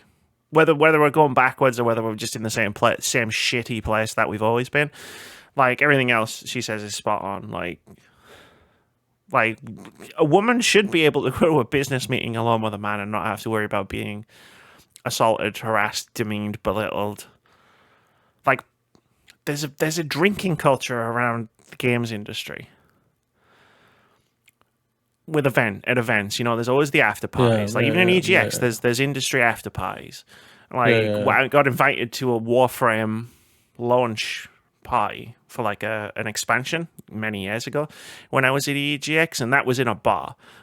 And it was like, oh, you go in, you get drinks, we have, you chat to people and stuff like that, and it's like it's fine, like to have and enjoy and drink and whatnot, but alongside that drinking culture, there comes this stuff, which is also, unfortunately, a part of that culture that surrounds events. And that becomes a problem when women are having their drinks spiked. Yeah, no doubt about that. Yeah, that's just like... It's sickening just to hear those things and everything like that. And it's just like, really, just... We talk about on multiple occasions, like, on like celebration or not celebrate, like we've like gone yay when we've heard the company's moving forward and these things have happened and it's been confirmed that these things have happened and whatnot. Bless you. I've been waiting to do that for like an hour. Wow. It just did not want to come out. But no, and it's just like, and so we cheat, we go, yes, fantastic, but we'll still keep an eye on you, type of thing. Yeah, sure. But what does this? I just don't understand the thought process to do what these people do and everything like that. I just don't understand it. Which I should be grateful about, I guess. if I really think about it, do I really want to I really want to understand the thought process behind spiking a woman's drink? No, I don't. yeah, that's fine. Yeah, I do not want to be thinking that. I agree with you. I think this should be like maybe the GDC people, event organizers need to sort something out as well. Maybe let's be frank here, like. I say it every freaking time. I don't drink. I do not like alcohol. I don't do it. I don't succumb to the realization that if I need to have an enjoyable time, that I have to get drunk. No, I think you should just take alcohol out of it altogether. This is the thing. But are we stigmatizing the people who have not done anything, who are there, who enjoy themselves and are doing the disgusting things what these people are doing? No, because... So here's my thought process on yours is basically is kind of the same, like kind of along the same tracks where it's like, okay, we're gonna have these industry parties, these industry after parties, and I know we're focusing on this one thing. Obviously, there's other things that go on at GDC and elsewhere. It's a case of we have the after parties. The after parties just have to be dry, because while the majority of people that go to these after parties will drink responsibly and not do anything like what we've just talked about, it's not worth the safety of the women who do end up getting spiked and taken advantage of and potentially assaulted and also harassed, like just so you can enjoy some alcohol at a party. And Yeah. it's a pattern of not behavior. What's the word I'm looking for? It's a pattern of things that keep happening, like at GDC after parties and other industry events at after parties as well. And if it's a pattern that keeps repeating itself, then take alcohol out of the equation. And yeah, sure, it'll suck for the people who like will drink responsibly these things and like to enjoy a drink when they go to these parties to unwind. But do you know what? It sucks even more if you're a woman who gets spiked at one of these parties. Yeah. Yeah, and I guess that's where I'm coming down on that. Like, I think that's completely fair. I think Yeah. that is completely fair. it's just so like it sucks that you can't have your martini shaken, not stirred, in a responsible manner. But if that means that this other woman gets to go home without having a terrible experience, Yeah. I feel like that's worth it. I think that is pretty much worth it. There's no doubt about it. No doubt about that. Where are we going next? Industry body aims to improve game credits as developers complain they're being left out. This is from Ed Nightingale over at Eurogamer. He writes, the International Game Developers Association is updating its game crediting policy to improve the standard across the industry. The organization's Game Credits Special Interest Group, or SIG, aims to promote, quote, inclusivity and best practices for how credits are attributed affecting career and awards prospects, end quote. As well as full guidances, it's published a crediting quick guide including advice such as, quote, when in doubt, give credit, end quote, not removing a name if a staff member leaves the company before launch, and including all contract and full-time studio employees. Further advice includes retaining names of original staff in ports, remasters, and remakes, suggesting original credits should come first under a specific header. Full guidelines can be found on the IGDA website. A survey by the SIG reveals, quote, 51.3% of respondents, 299 out of 582, either never, seldom, or sometimes receive official credit for their efforts. Additionally, 83.1% of respondents indicated unsure or no when asked if their employer/client had a game's credit policy, end quote. There have been numerous... Damn, where'd that come from? Excuse me. There have been a number of instances in the recent past of developers not being properly credited for their work in games. That includes the original developers of Metroid Prime in the recent remaster, developers missed out of the Callisto Protocol credits, and translators not included in the Persona 3 and 4 remasters. It's not just games either, with composer Grant Kirkhope left uncredited in the Super Mario Bros. Movie despite the use of his DK rap. The resources compiled by the IGDA aim to ensure these sorts of snubs no longer occur. Katie Golden, the previous chair of the IGDA Games Credit SIG, said, quote, the new resources and the 2023 policy should enable studios and publishers all around the world to use them to develop their own best practices. We want all of our colleagues in the video game business to feel involved and support our policies so that we can lead the change globally, end quote. This has been an issue for a while, I think. If I remember right, we've talked about it before. A very long time. Yeah. Hopefully this does sort things out like that. If you've worked on a game, you should be credited on it. If you worked on any piece of entertainment that's fact, you should be credited on it. Did you do work for the thing? If yes, then credit. Yeah. And yeah, that's just how this is. And hopefully this will hopefully help with the issue.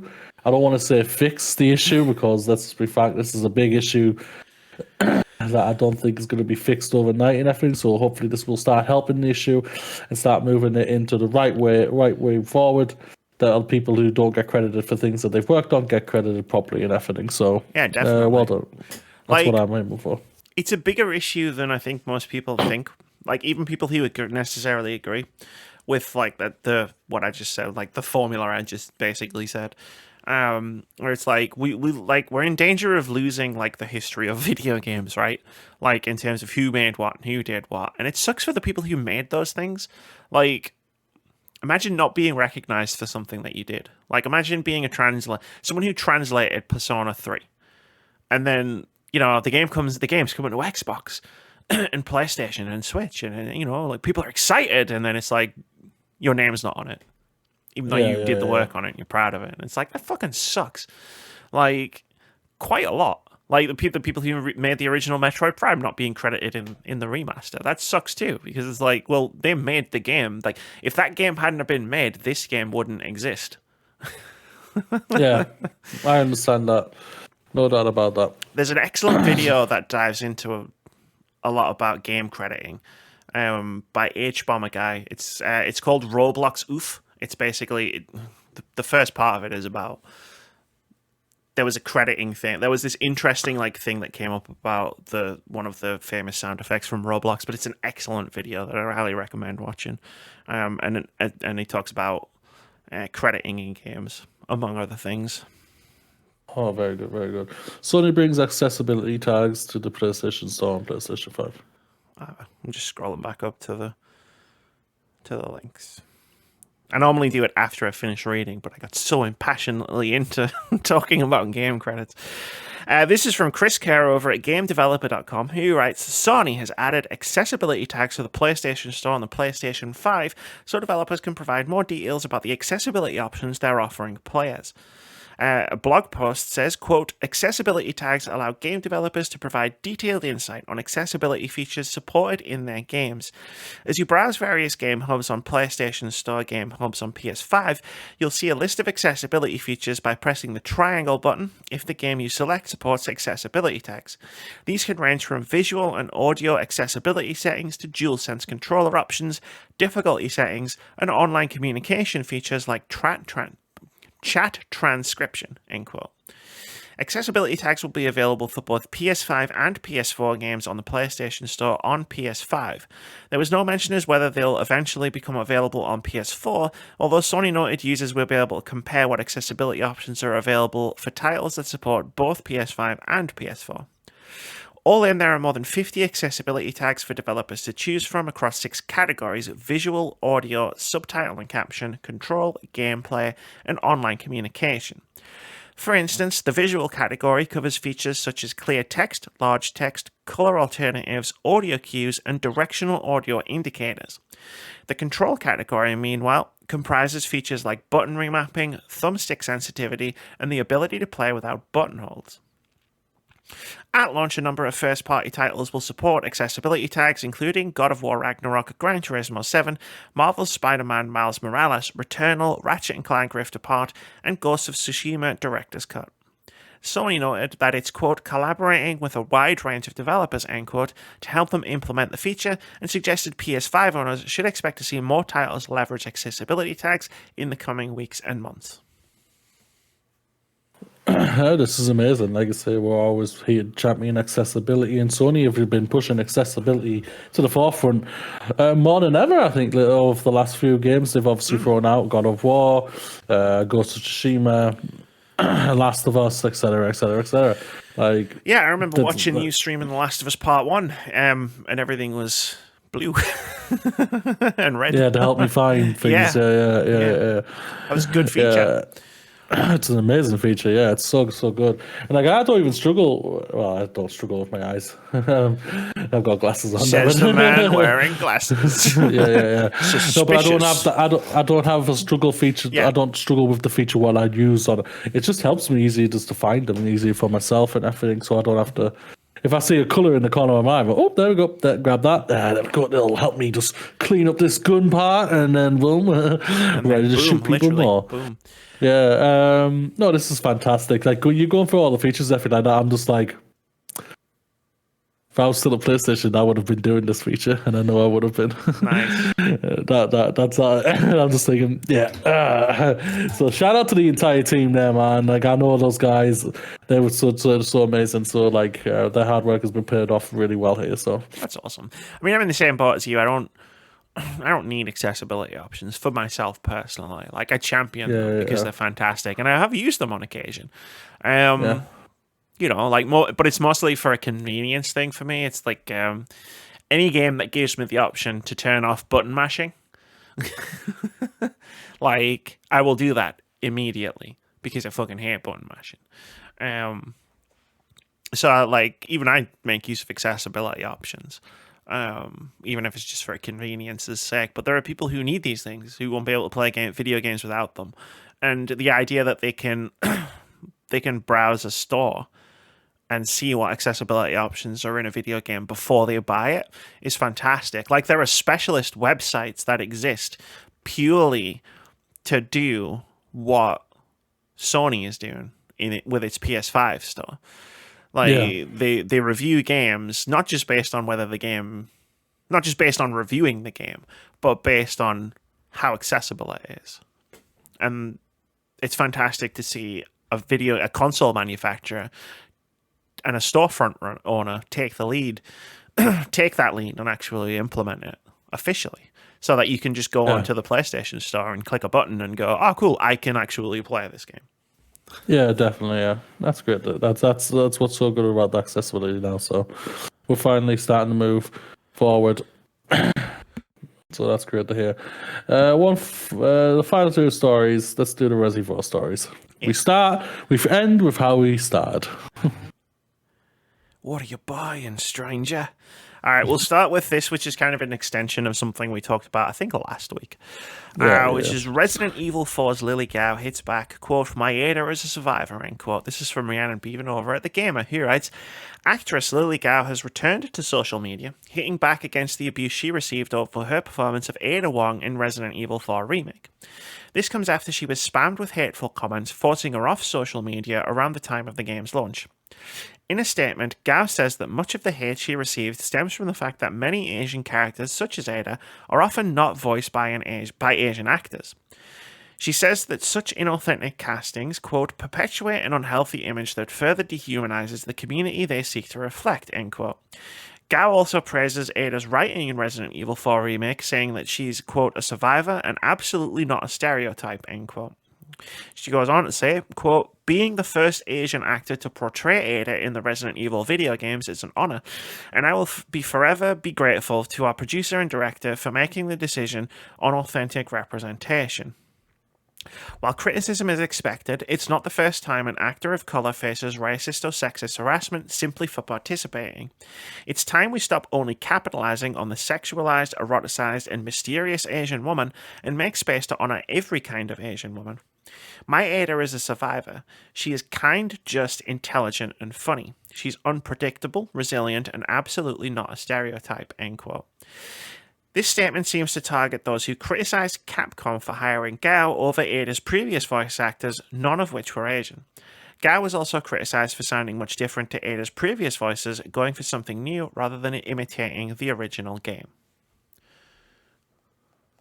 Yeah, like what she says is absolutely just spot on. Like Capcom have done the right thing of like bringing in proper representation for this character. Like, yeah, it's like something that's needed to happen for a long, long time and everything. So like, this is amazing and everything. And however, like a month ago, we just had the amazing success of Everything Everywhere, all one winning stupendously well at the Oscars, where three of their actors, two of them who were Asian, won acting nods, won acting awards, and like that's what you want to see and everything, and see the great representation being put out.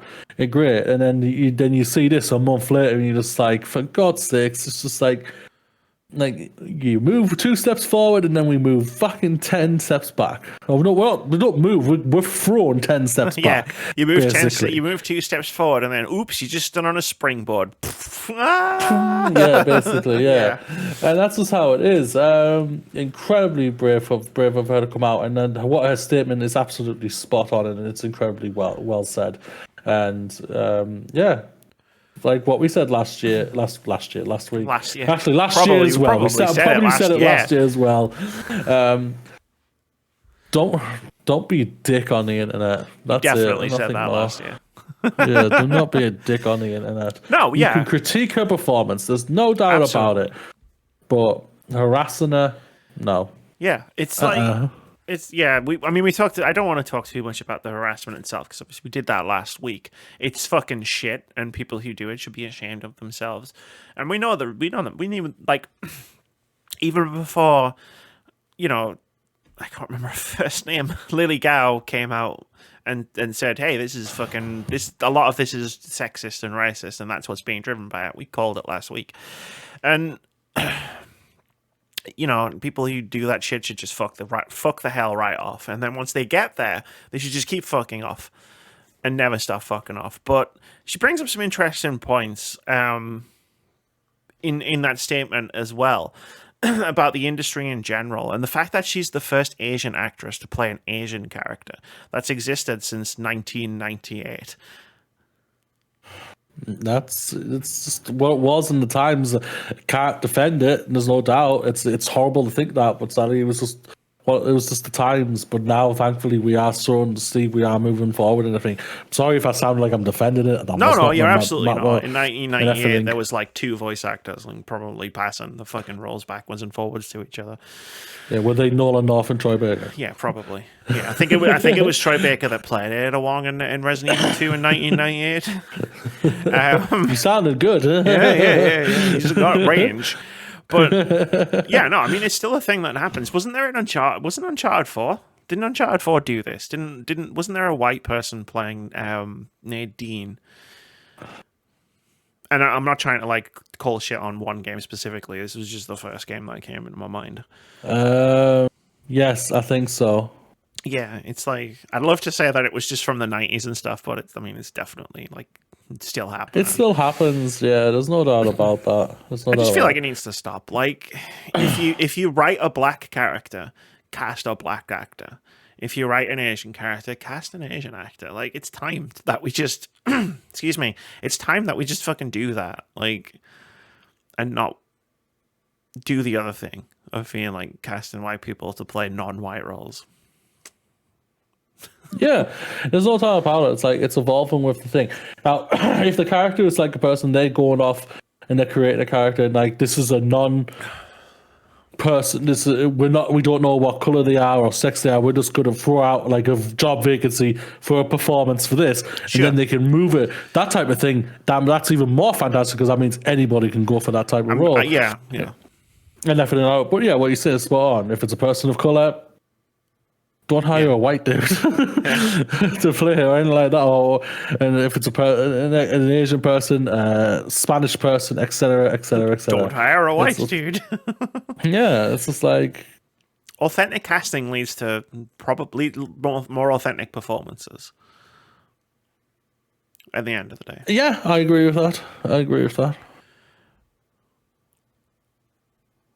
Sorry, when I read this earlier today, when I was copy pasting it in there, I was like, "This is like all of the other stuff we're going to talk about, and it's going to be good." But that point was like, it was like a splinter stuck in my brain. I was like, I have to talk about this. At least someone's brain is working during this episode. Usually, it's the other way around. I don't like being the responsible brain functioning one. Last story, which is also tied to Resident Evil 4. Resident Evil 4 Remake adds surprise new microtransactions. This is from Edmund Tran over at Games Hub, who writes, the acclaimed 2023 remake of Resident Evil 4 has finally introduced its first post-launch update, which adds the beloved action-packed game mode from the original game, The Mercenaries. The game mode involves picking one of several characters for a time-limited score attack where you attempt to dispatch as many enemies as quickly as possible while staying alive. However, it seems that with this update also comes another surprise inclusion, new microtransactions. All versions of Resident Evil 4 now have options for players to purchase a, quote, weapon-exclusive upgrade ticket, end quote, on each platform's respective digital storefront. The options include buying single tickets for $3, 3 packs for $6.99, or a 5-pack for $9.99. In Resident Evil 4, each individual weapon available in the campaign has the ability to be gradually upgraded to become more powerful.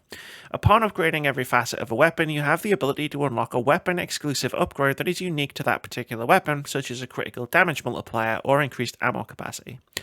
The weapon-exclusive upgrade ticket allows you to bypass the need to upgrade the weapon completely and instantly unlock the unique features of each weapon. And they made it a microtransaction. Let's just be frank. We should put quotation marks over the word surprise, basically, because Surprise. they did this with Devil May Cry, the last Devil May Cry game. They did. Oh, they added the orbs. I forgot about the orbs. Yeah. Yeah, you could buy the orbs. So this is actually not a surprise to me. I don't know if they added or it was just automatically No, it was added in because it was Resi added. Village. I believe it was added. It was definitely added in Devil May Cry because I remember Yeah. it's a sneaky, shitty fucking tactic where it's like once the reviews are out and the positive word of mouth is out there, then they come back and then they go, "Hey, let's add. They dropped Let's just add this these shit. Yeah. microtransactions." And now people have already bought the fucker. So people complaining about it won't affect our 4 million sales quite as much. Yeah. I say complaining about it like I'm dismissive. I'm on that side. These are fucking stupid. That's the thing about it. Yeah, this is the thing. They are completely stupid in that.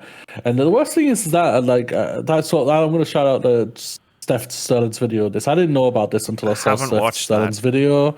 It's a great video as always. But they they even talk about it's like people have been apparently trying to defend this. Yeah. Oh, people will defend this. People defend microtransactions every time they come up. Yeah, it's a thing. Have I missed something?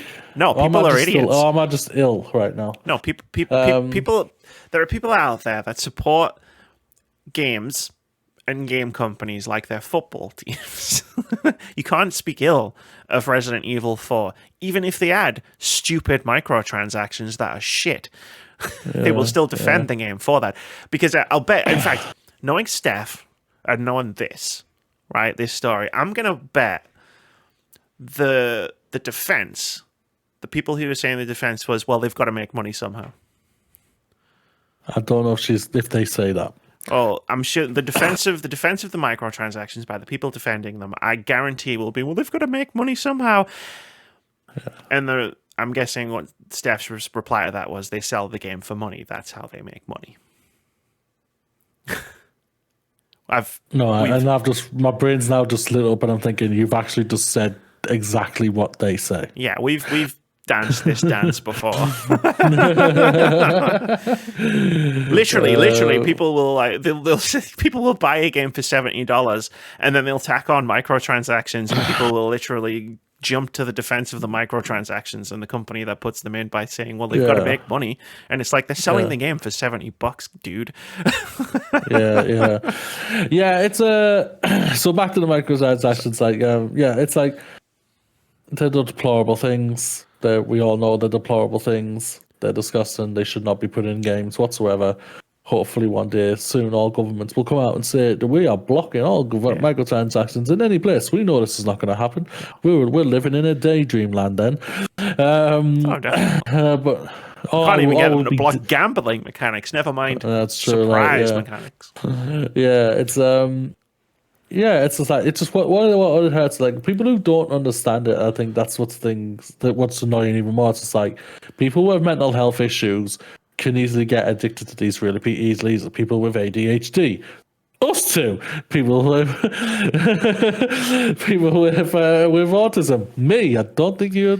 Probably it's a whole thing. It's a whole thing. I don't want to state both of us there or anything like that. I'm like 99.9% probably. I just don't have a diagnosis. It's a whole thing. Don't worry about it. That's fair. Okay, that's fair. But no, it's like people with mental health issues struggle with these type of things because you can easily get addicted to them quite easily. I love fucking upgrading my guns in Resident Evil 4. Yeah. The numbers go up and everything dies quicker. It's great. Yeah, it really is. But like what Steph says in the video, it's like the pay to win mechanics, right? And it's fucking stupid. Like, they put these like the upgrade tickets in the game makes sense, right? It's like, you can focus on a gun and unlock all the stuff, and then you can unlock the exclusive upgrade. Or if you collect a bunch of gems from like doing side quests and stuff, you can buy one and then use it to skip the thing. That makes sense in the context of inside the video game. Paying money to do that makes no fucking sense because It'll allow you to skip the grind of upgrading this weapon. The grind is the game. Why would you want to skip the game to have less game if the game is good and you're enjoying it? I've never understood these kinds of microtransactions. Either you're enjoying the game and you want to keep playing it, or you're not. And why would you want to pay more money to play less of a game that you're not enjoying? Yeah, I agree. It's really, really weird. But I don't know. Fucking people are just stupid. Like there's people who defend NFTs for God's sake. So that's true. I love laughing at NFT bros. AI bros are becoming a thing now. Oh yeah. They're coming up. I wish they were around earlier. They could have sorted out a lot of my schoolwork for me. Yeah, maybe my next video might sound a bit weird. Don't worry. I just tried a different way. Get Mass Effect video done, Amy. Get your script. I saw a tweet about AI, which was very illuminating. Which is it's tax season, and so I just want you to remember that we create instead of AI doing our taxes for us, they're robbing creatives of work. It's like we didn't build an AI to do our taxes for us. Shit that we don't want to do. We did it to make art. For some reason, we decided we wanted to do that less. Yeah. And by we, I mean Silicon Valley dumbasses. Anyway.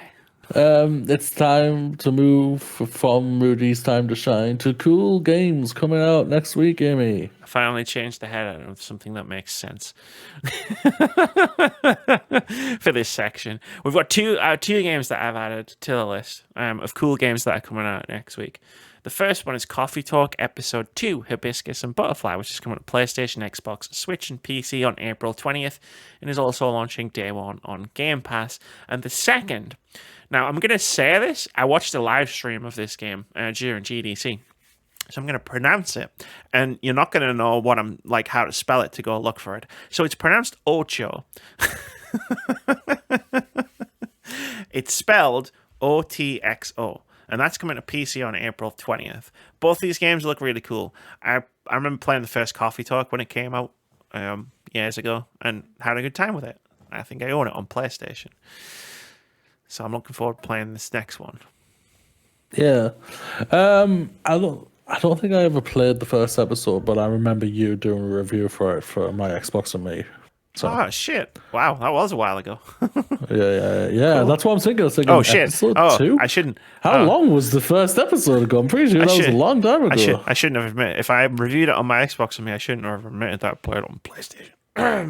Yeah, I played it on Xbox. Totally. If I'm being completely honest, I think I'd say about 60 to 70% of the games that I reviewed on my Xbox and me, I played on PlayStation. Or PC. But PC runs on Windows, so that counts. So it counts. It's just called Episode 2 in the same way Star Wars Episode 2 would be called Episode 2. It's just Coffee Talk 2. They just called it Episode 2 instead of just 2. It's not an episodic game. Yeah. It's just a sequel. Ocho looks really cool. It's like a roguelike Hotline Miami-esque type kind of thing, but a bit more forgiving than Hotline Miami. From what I saw of the gameplay, like I watched someone playing it while other people were talking about it. Yeah, and it looked cool. So I thought I'll keep that on my radar. And there's still time to play games before the apocalypse that we're gonna have in a couple of weeks. You're gonna have. Yeah, I'm gonna have. You're just gonna play Bramble over and over again. Well. Work and home. So, like, are you going to review that with me? No. Yeah. Okay. Yeah. I was curious. I'm keeping very quiet for that review. That's not for me to. You just ask me questions, and I'll be like, no, I'm not going to ask you any questions. And I'll be like, I'm a part of the game. I can't talk about it. What did you think of the gameplay? I mean, that's an innocuous question. Anyone could ask me that question. Fine, I'll ask you some questions. And we can have a really cool discussion about the development of the game. No. Outside of the review, I mean. Oh, okay. Like, I'll review the game, and then we can be like, so you worked on the game, etc., etc. Yeah. I didn't mean like, yeah, no, that would be I weird. know what you meant. Yeah. What you were thinking that would be weird. Would have been very weird, knows that. But my brain's still What happens if I working, don't like it? You know that anxiety thing that I have? I've been thinking about this more and more as the release date approaches. It's like, what happens if I don't I'll like just it? be like what I say for everything for people who enjoy films who don't enjoy films or anything like that. I say, oh, it's a shame you didn't like it, Amy, but the score says otherwise on OpenCritic. It's got 99 on OpenCritic, right? It's the best game of all So you're time. clearly wrong. So shut the fuck up, you fucking idiot. No. It's time for indie game. Nope, it's time for OpenCritic Head-To-Head. OpenCritic Head-To-Head.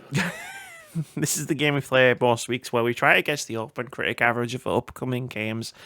Whoever guesses closest to the score gets a point. If you manage to guess the score correctly, you get 2 points. Last week, Moody and I tried to guess the OpenCritic average of Tron Identity, which came out a couple of days ago. I guessed it would get a 78. Moody guessed it would get a 75. And at the time of recording, Tron Identity has an OpenCritic average of 78. Which means Amy got it correct and gets 2 points, which puts the scores at Amy 7, Moody 6. 7-6 is also my birthday, just throwing that out there. And we've got one draw. Doing well. Doing good. It's staying close. It's not like it was last year where it was like... Give it time. The seesaw of doom doesn't appear to be coming for us this year. There's still 8 months left of this year. So. Oh, yeah. There's still a long way to go. Still a lot of games to get wrong. Yeah, well, there's going to be a lot of games next week. But this week, we're guessing the OpenCritic average of one game. I've been kind of looking forward to trying to figure this one out for the last couple of weeks. We're going to try and guess the OpenCritic average of Dead Island 2. You want to know something? The developers have been trying to figure this game out for years. Amy played this game in 2014 at EGX. It's definitely not this. Nothing of that game probably exists in this one.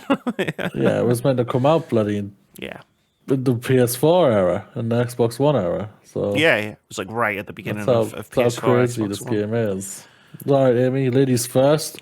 What would you like to go for? I don't know, man. Like my thing with Dead Island is a lot of people talk shit about the first one, but I enjoyed it, like, for what it was.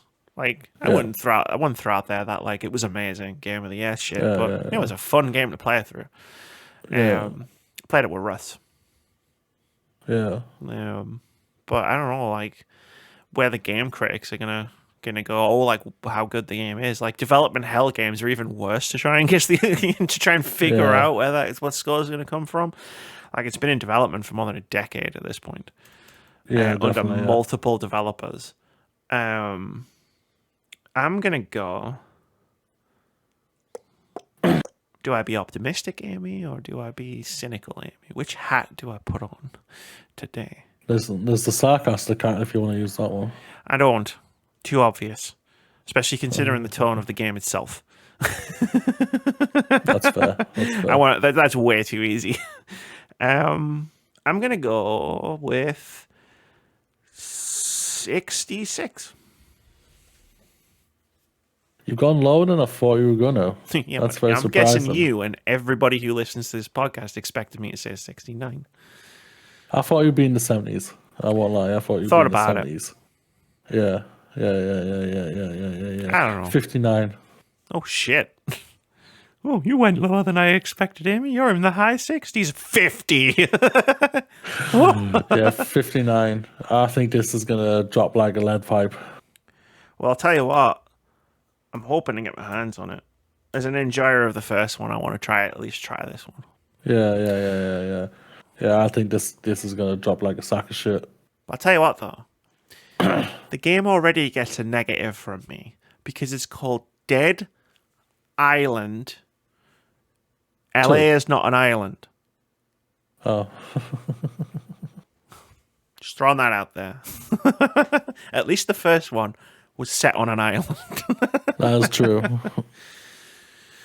That is true. Why am I on that part? I want a Fantasy Critic.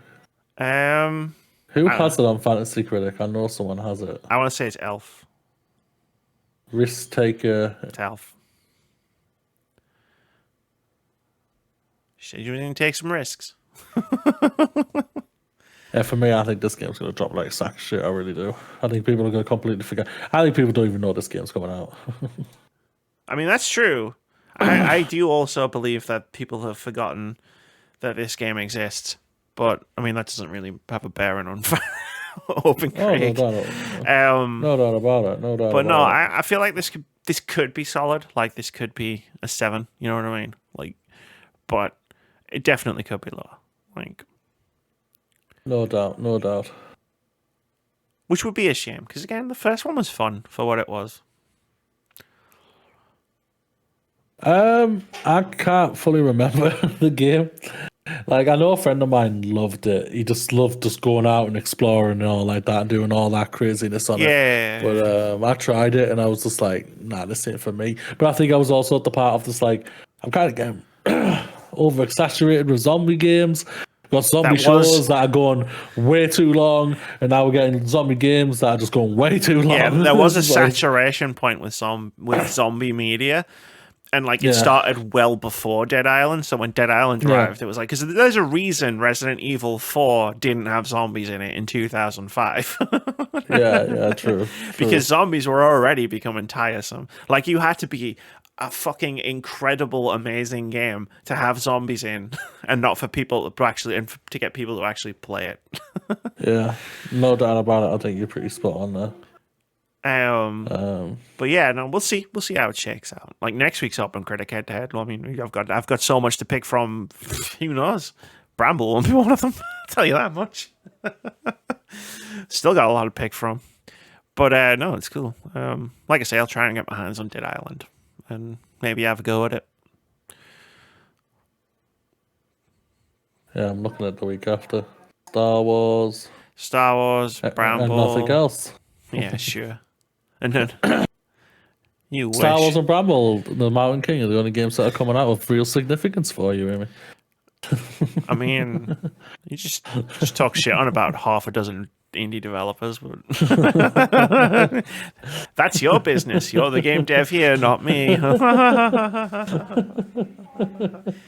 The wheels didn't. I'm ill, guys. I apologize. The wheels didn't activate properly on my chair. I was trying to push myself off. I was trying to push myself off camera, and it didn't work.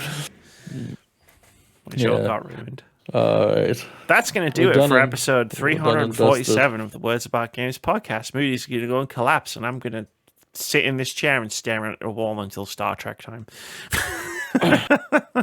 Just have fun, everybody. Have a great weekend. Hopefully, I will be looking a little bit more alive next week. You look alive. It's you don't sound I don't feel it. I don't feel it. I tell you that right now. I don't feel it. I feel like shit. I probably shouldn't have done this episode. Probably not, but we're here shit now. Happens. So We're here. We're done and dusted. I'm not going to ask you as for always, any final thoughts, but I'm sure you just got stay one. strong, people, and as always, fuck the Tories. Live long and prosper.